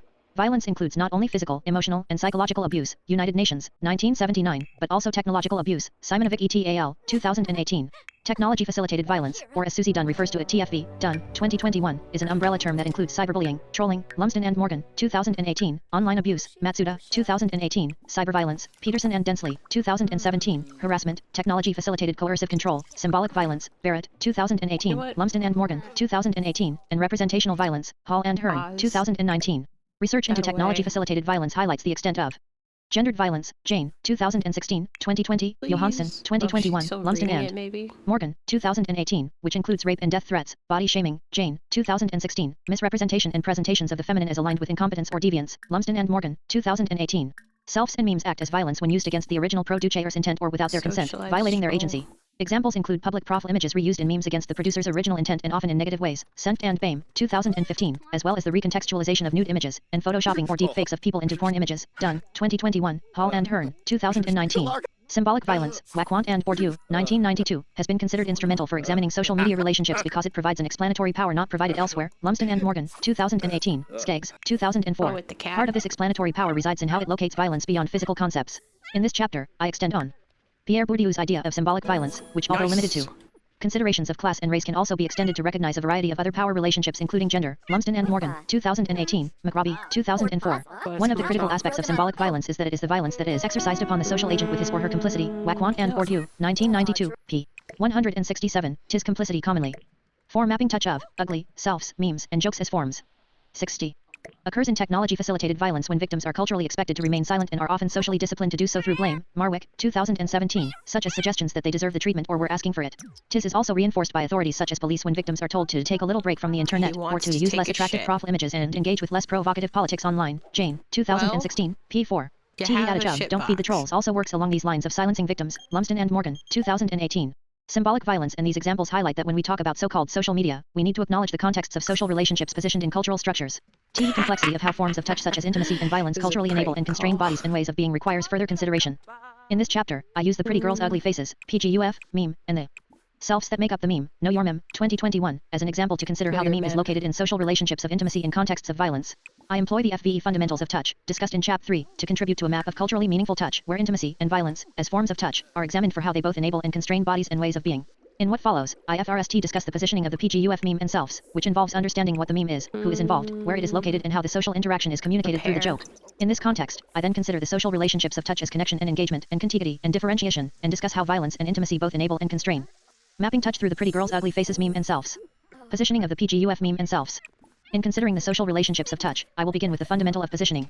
However, positioning is only one of the fundamentals of touch and does not function independently. Rather, they. F. Andre Allo. 61.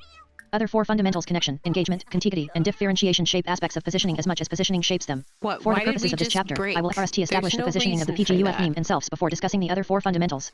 Positioning is gestured through the point of view, who is being represented as looking or as actively gazing. Berger, 2008, Mulvey, 1989. Positioning is also gestured through the space something takes up, and who is visible or filling a space. TE way the PGUF meme and selves link people with shared political sentiments together, described by Sent, 2008, as networked reflective solidarity, works to position the participants of the PGUF meme not only as a shared point of view but as a group that has the presence of the space it occupies. Considering the positioning of touch in social relationships requires FRST identifying the bodies involved, and then recognizing how they are positioned within social and cultural structures, and how they position themselves in the context of self or meme practices. TE bodies involved in selves and memes include whoever is looking and observing, as well as the bodies performing in the self or meme. TE PGUF meme also needs to be contextualized in time and space to position the meaning of touch. TIS can include the social platform context and how the bodies are situated in the platform space, and how they are treated in broader social contexts and reported media. It also includes the history of how the bot IES involved have been culturally located through various modes of representation and communication. All these attributes inform meaningful touch, but the tools of communication are also essential. For example, the PGUF meme uses the communicative tool of jokes, a popular form of networked communication, and understanding how the joke functions socially is key to understanding the social relationships of touch. Positioning as a fundamental of touch is discussed here under 4 themes. What, which introduces the focus example of the PGUF meme. Who, which defines the looking and touching bodies involved. Where, which historically locates the bodies in conversation, and reported and networked media conversations at the time of the meme, as well as the platforms, and spaces within and beyond them, in which the conversation takes place, and how, which focuses on jokes as a communicative tool employed in the social relationships of touch. 4 mapping touch of, ugly, selves, memes, and jokes as forms. 62. What is the PGUF meme, and uglies? TE PGUF meme makes use of what have come to be known as uglies, or ugly selves.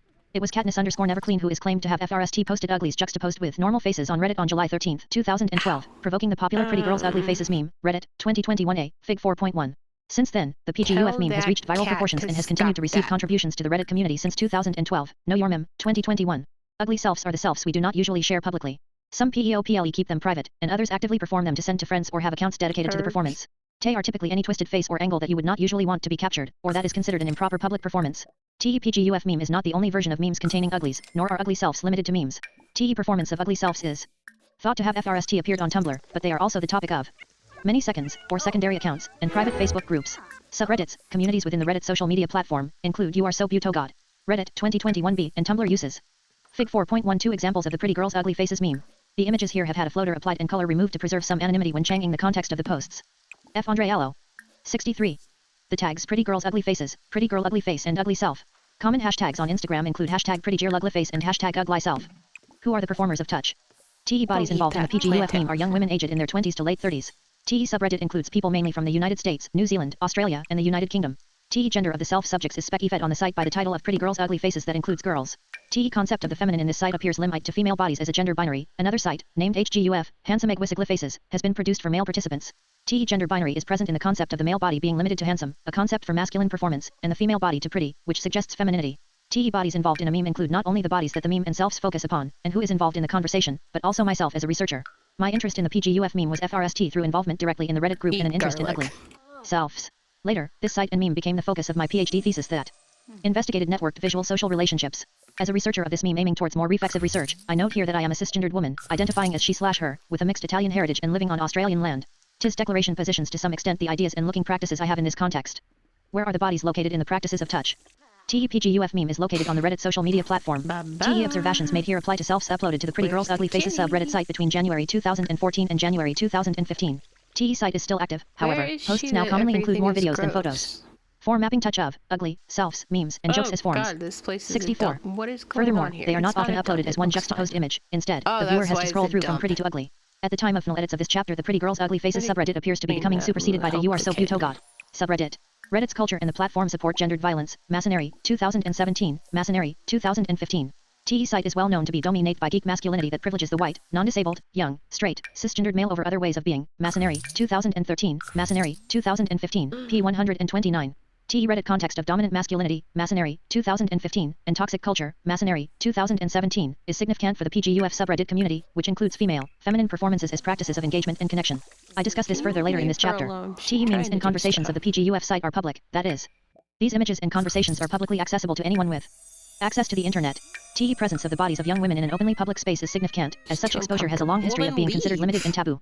In European history, the female middle-class body has been limited to private space. D'Souza et al., 2006, Pollock, 2018, extending back to 19th century Europe, where the only visible female bodies in public space and streets were sex workers. Middle-class women avoided public spaces to avoid loss of virtue. If a woman was even perceived to have lost virtue, her fortune and future were at threat. Women's bodies were controlled through this threat.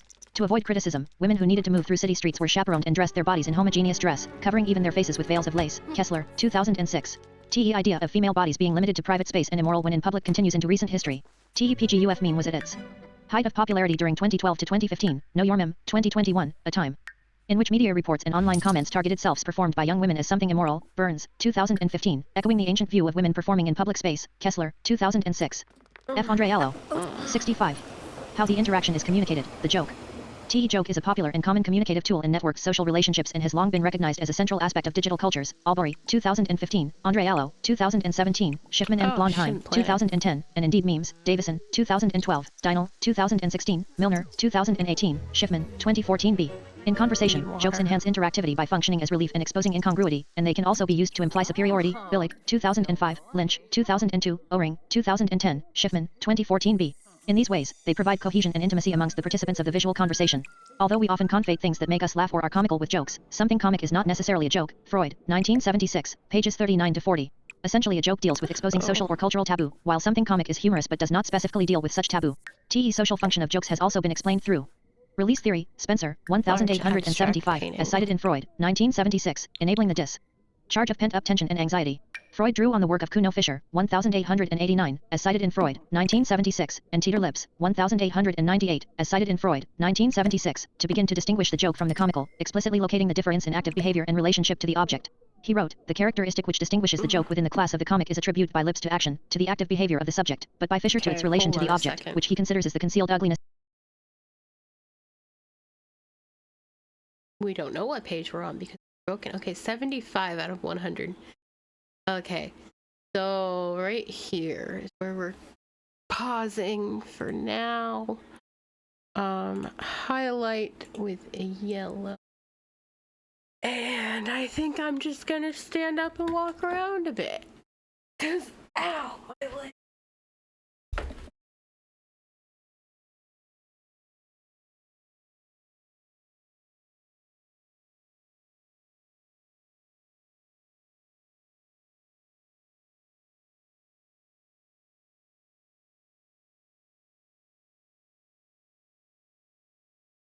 Okay, I did a little bit of a stretch.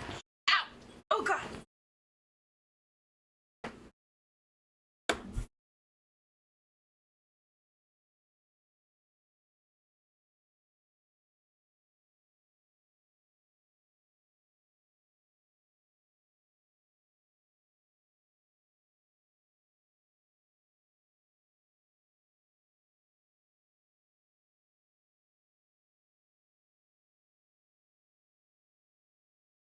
Things around.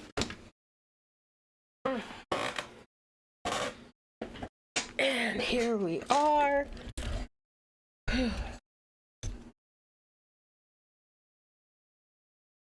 So let's see, 75, 74, 14. So we're a little bit more than halfway through. How long have we been streaming? We have been streaming for 3 hours. I mean, it's gonna take significantly less time, I think, to cover, you know, what we just, or what's left, than it will, you know, than it has to go over what we did. But maybe let's just take a moment, kind of look back on what we read. I make like a comment. 74. There we go. I don't know. I don't know how that works.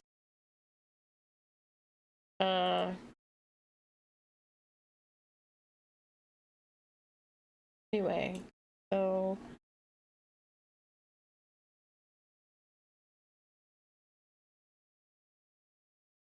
So 74. So we've gone, we matching touch of ugly selfies. Fuck. Didn't mean.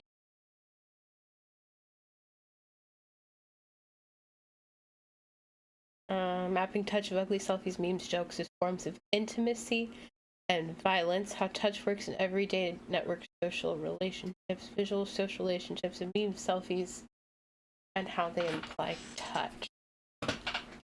Those are the ones that we.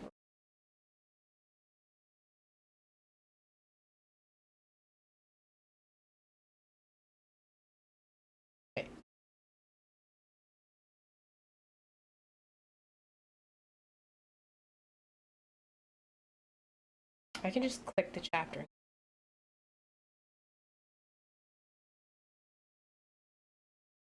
Examine literature focusing on visual social relationships of selfies and memes. Expose current theory. We're exposing current theory.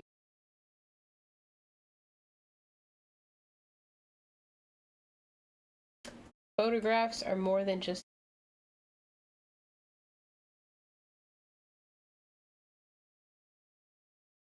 connection, and in digital social networks, ease and visibility of photographic connections increase. Connections include relationships. I hate how it does that. Relationships we experience, the connections we identify,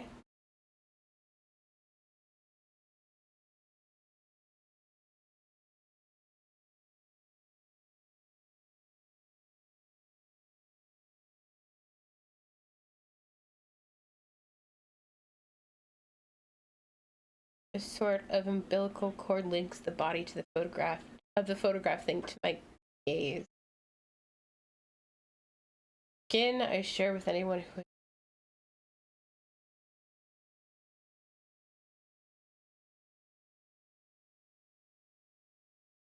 So you're kind of, you see, looking at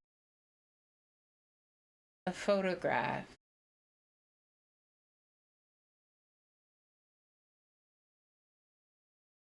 carnal medium, so a physical medium, feeling touch, by directly referencing parts of the body.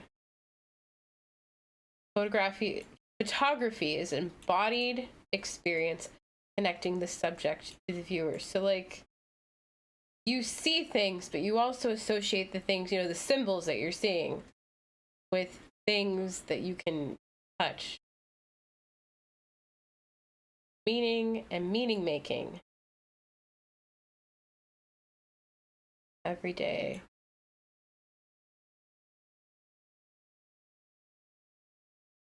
Disconnect found it in chapter of critical literature. First question: what are the visual social relationships of memes? noted that. I want to highlight that because I like highlighting questions the author asks. It is important to first know how scholars are already. So reviewing the literature for selfies and memes separately and then comparing.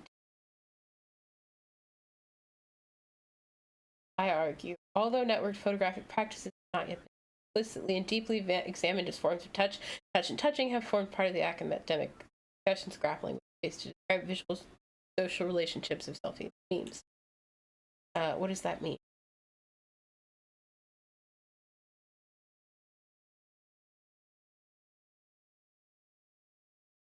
Well, we're not just thinking about like the physical touch, we're thinking about like, digital touch, right? So it's like, once again, looking at things and like the embodied experience of looking at things. And how,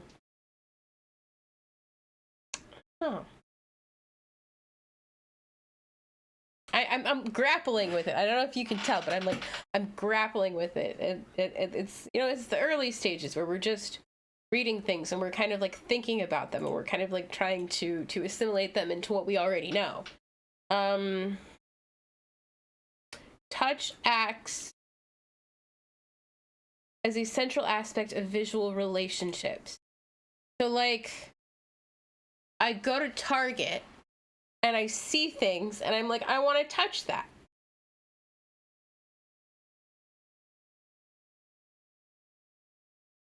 We see, what we're doing when we're seeing like texture, we're seeing, like sympathy pain. When you have sympathy pain, you're seeing sensation. It's the synesthesia kind of experience where you're seeing sensation. You can see what a texture feels like. If you see fire, then you think, oh, if I touch the fire, it's going to be hot. And you know that you can touch the photograph and the photograph of the fire won't be hot. But you also know that if you touched a real fire thing, that it would be hot, right? So it's like touch acts as a central aspect of visual relationship. We see things and we think about touching them. The need for urgent examination to understand networked visual practice. Okay, selfies. This is the section on selfies. Based in digitally networked socialities. So when you take a selfie, you're doing it maybe not necessarily with the plan to share it, but as part of the creation of a like social identity, a digital social identity. So like, when I go to take my selfie, even if I'm not going to share all of the 20 selfies that I take in a day, I'm gonna go and like dress myself up how I want to be seen. So selfies they're photographic, self-representational, and digitally networked, taken with a smart device and uploaded to social media. The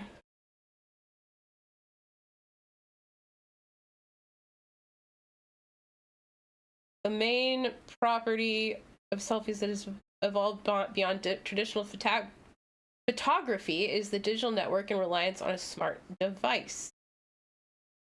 This change may be simple, it has caused quite a commotion among scholars.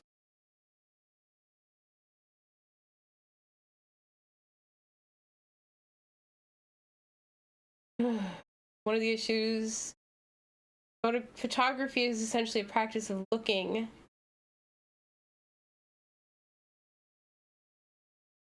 culture and social relations. Looking include relationships of power. So who we are allowed to take pictures of, who we are allowed to take pictures of with, what kinds of pictures are we allowed to take of different people. Power relationships of looking work by the Hollywood cinema in the 50s and 60s. The viewers are limited to experiences of a heterosexual male gaze. So So who are the movies being made for? The movies are being made for men.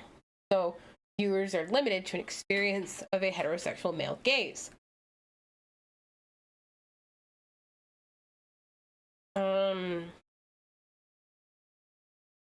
So photography is the practice of not just, looking, it's a practice of looking. I say process a lot, but I think practice and process have a lot of similarities. Anyway, in cultural and social relationships,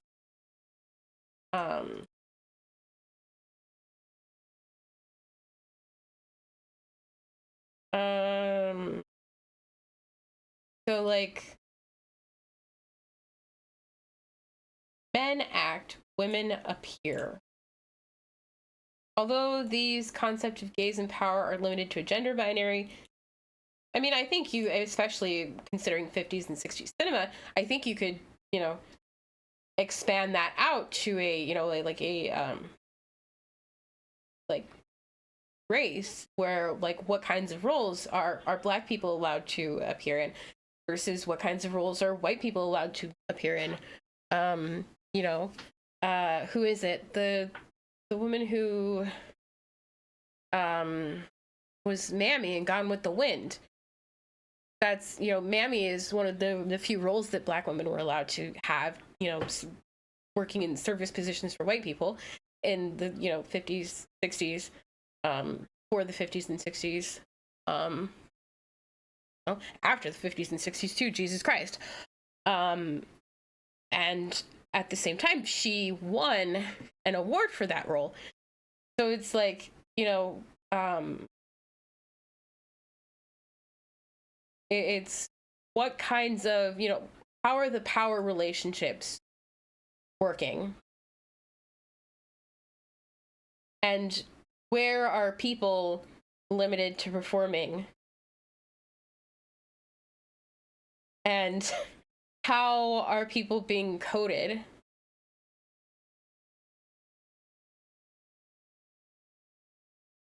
What positions and what kinds of, how are they allowed to be, representation? How are people of different types of people allowed to be represented in a society? What are different types of people rewarded for being represented in society?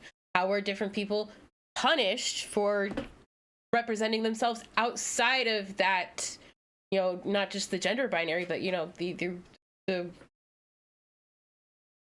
any type of, socially assigned role that they are, stuck in.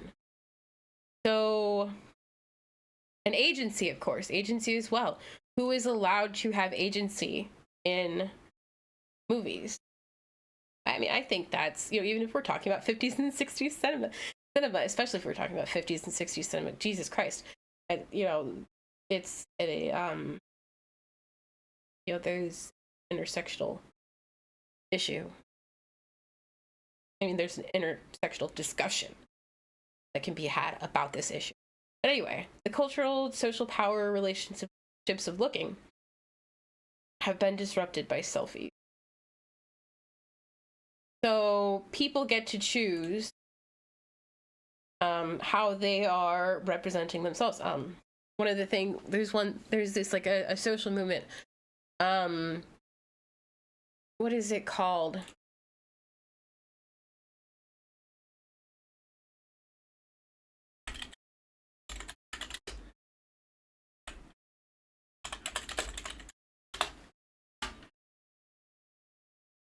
Black women in luxury. That's the thing I was thinking about. I watched a video a while ago kind of critiquing that. But at the same time, and well, it's not, but at the same time, it's, the creators making like this simultaneous argument, like Black women historically have been denied luxury. They have been denied, this life of ease and, relaxation. And so, being a Black woman and photographing yourself, taking selfies of yourself, experiencing luxury is in some ways a revolutionary kind of stance or form of expression. I mean, it sucks that, luxury is inherently tied to capitalism, and so it's kind of reinforcing capitalism, and that's, one of the arguments against it. But at the same time, this act of, of choosing to represent yourself in luxury is, display, it's disrupting cultural and social power relationships. So, selfies are self-representational in digitally networks. That means that, I'm deciding how to represent myself, and then I'm sharing that with other people, and then other people can share that with other people too. So, there's more agency to the person in the photograph. So you get to, again, you get to decide how do you represent yourself using a reflective green. That kind of reminds me of there's this self-portrait of a woman, and the self-portrait is, she is looking into the mirror to paint her self-portrait. So it's like a self-portrait of her in the mirror. So like she's painting herself looking into a mirror.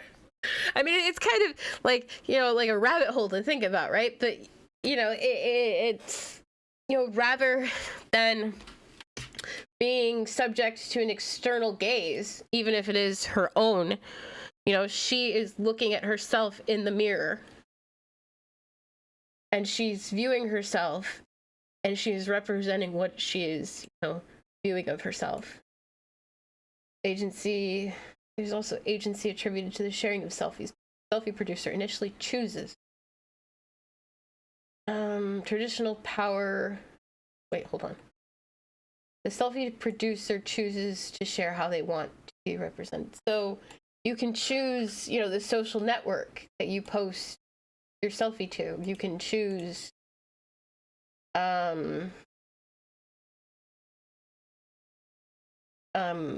who gets to look at it. In a few cases, if you are blocking people on Tumblr, then they don't look at your blog anymore. And so you can decide who is looking at your selfie. Say cheese. Unlike traditional photography practice, visual depictions are no longer limited to a particular gaze. So when we think about,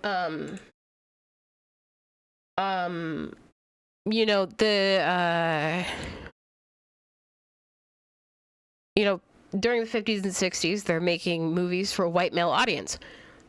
Today, there are people from all over the world. If you have access to a phone, you can go on the internet from almost anywhere in the world. So, you're no longer limited to white men who you want to get their butts in the seats at the cinema. So now, the gaze is not a white male gaze. I mean, you can certainly try to appeal to a white male gaze, but it's not the only gaze that is considered, the gaze to appeal to. Now you can appeal to just about any possible gaze or combination of gazes that you could possibly think of. I don't think there's like a universal gaze, certainly. But, there are many different varieties and combinations thereof. So, furthermore, the subject is no longer passive. They're no longer passive in the production and distribution. I think that is very similar to what I just said. How, like, you're deciding where to share your thing. These visual relationships are best understood as a struggle because agency is not absolute. And I think this is where kind of people who are not your intended audience viewing your selfie might come in, right? So people who are viewing your selfie, I mean, with any piece of work, people who are viewing the art you create, the things that you create, are not all going to understand it in the same exact way. Some people won't understand it at all. Some people will, take a different reading of it. than you meant it to have. So, you have agency to create whatever you want for whoever you want, but at the same time, different people are going to come to your work and read it in different ways. Young women performing selfies. When selfies first became possible, media reports and online comments were negative, with claims of immorality and narcissism because women are not allowed to enjoy things. Criticism and outrage and control of the female body in public space.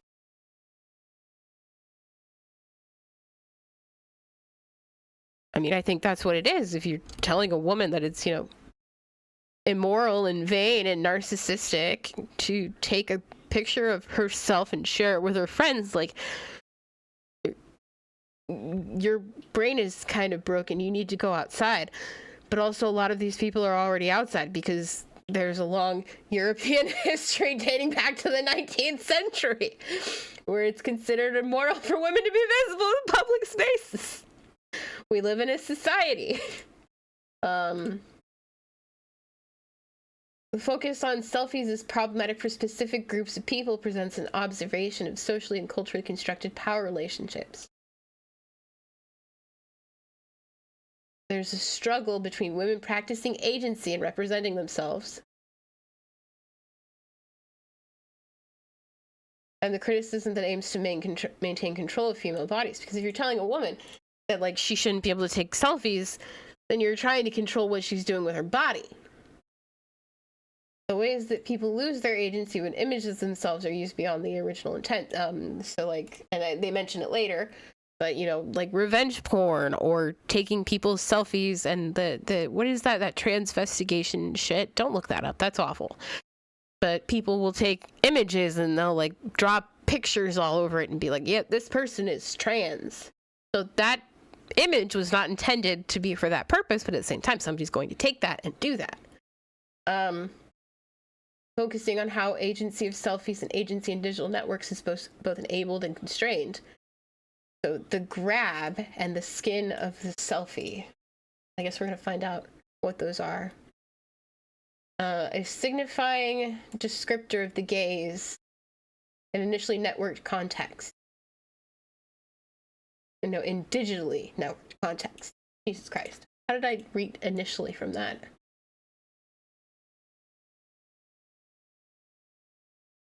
To grab signifies multiple acts. To touch, to seize for a moment, to capture attention, and to leave open to interpretation as an up for grabs. Raising questions of agency, permission, and power. So a woman has the agency to represent herself however she wants to. But there's nasty little shitheads out there on the internet who are going to be like, you suck and I hate you and taking selfies is bad. The skin of the selfie. Selfies can be considered through the concept of skin, grabbing and being grabbed, where the visual content is an epidermis. Oh, this is kind of messing with my head a little bit, I think. The selfie skin and the grab highlight the complexity of social relationships of looking and the struggle over agency. Okay. So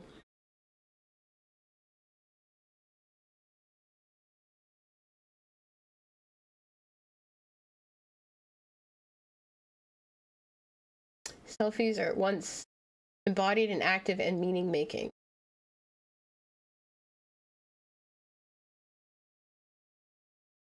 I'm highlighting like everything. Sometimes that happens, and that's okay. In the context of visual connections, the grab specifies a one-way action. Okay, so the grab specifies, and I'm trying to think of an example, a one-way action, right? So a grab wouldn't be like somebody showing up in my Twitch chat and being like, you suck, I hate you, right? Failing to identify how visual practices can be active and interactive.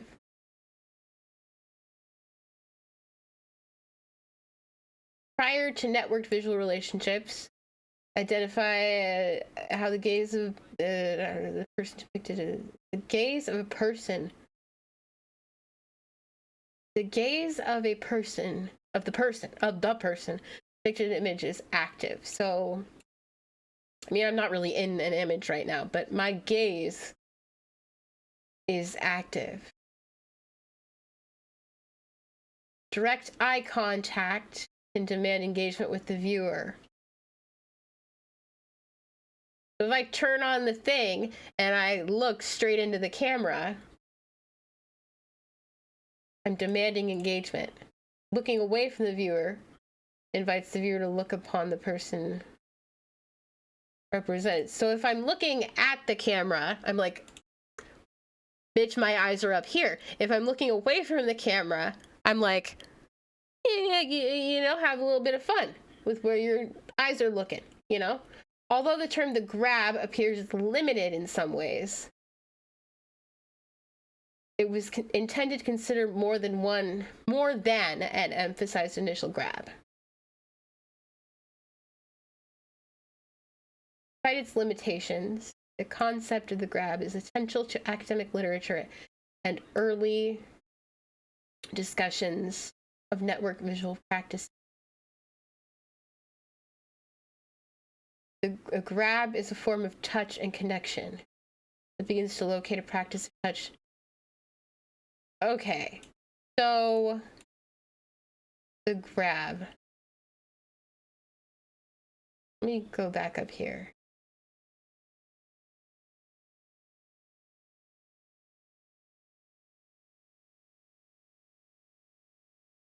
Because I think there was a definition. Okay, you grab a coffee in the way to off. Grabbing actions. Concept of the grab has limitations.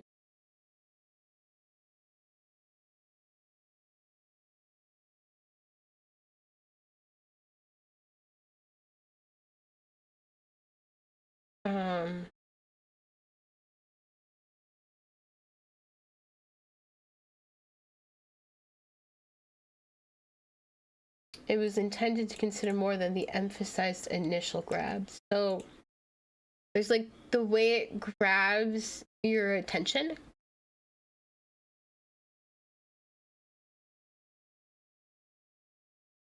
Maybe. Okay. Page are we on?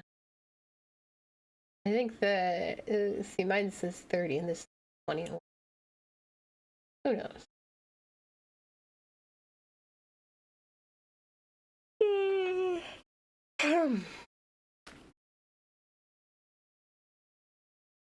Kinesthesis. Okay, kinesthesis.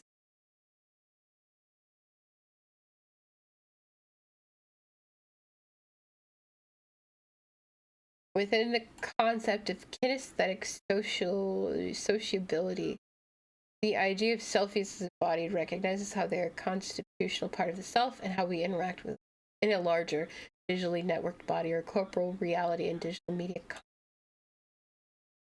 Oh, that's interesting.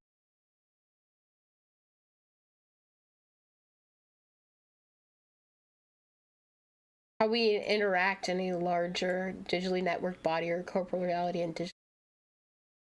So when you are online, you become part of a larger body. Like a hive mind. It's like a hive mind. The hive minds in science fiction are scary and awful, but you know, hive minds exist all over the fucking place all the time. Selfies are aspects of how we perform our identity.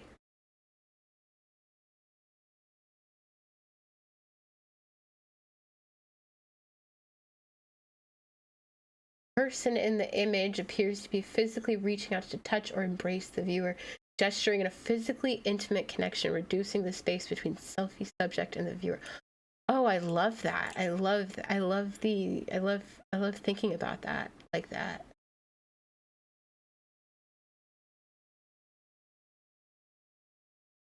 I I mean, if you think about it, selfies are kind of this like act of love, of sharing yourself.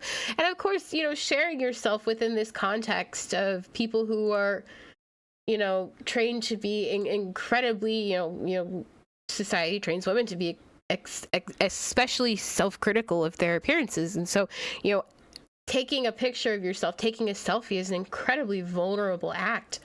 And so, it's an act of love to take a selfie and share it with people. And, not just like self-love, but like loving other people, because you're sharing, yourself and your self-love with other people. I really like that. Maybe I just do my master's project on selfies instead. Oh, no.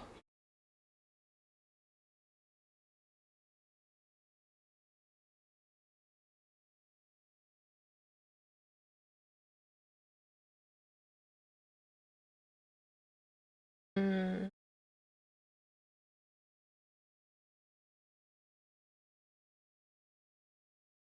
I'm getting kind of tired.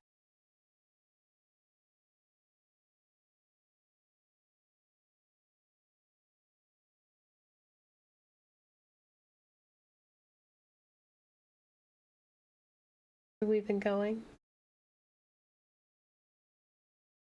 3 hours and 44 minutes. I think 3 hours and 44 minutes of staring at a screen is enough for one day. So here's what we're going to do. I don't know if I'm going to be able to stream tomorrow because I kind of have a meeting. So if I don't see you tomorrow, I don't see you. And that's going to have to be okay. But, because tomorrow is Friday. But I will see you in the next one. If it's not a Friday, we're going to do another reading stream. If it is a Friday, we're going to do some more Disco Elysium. So anyway, I'll see you in the next one. Bye-bye.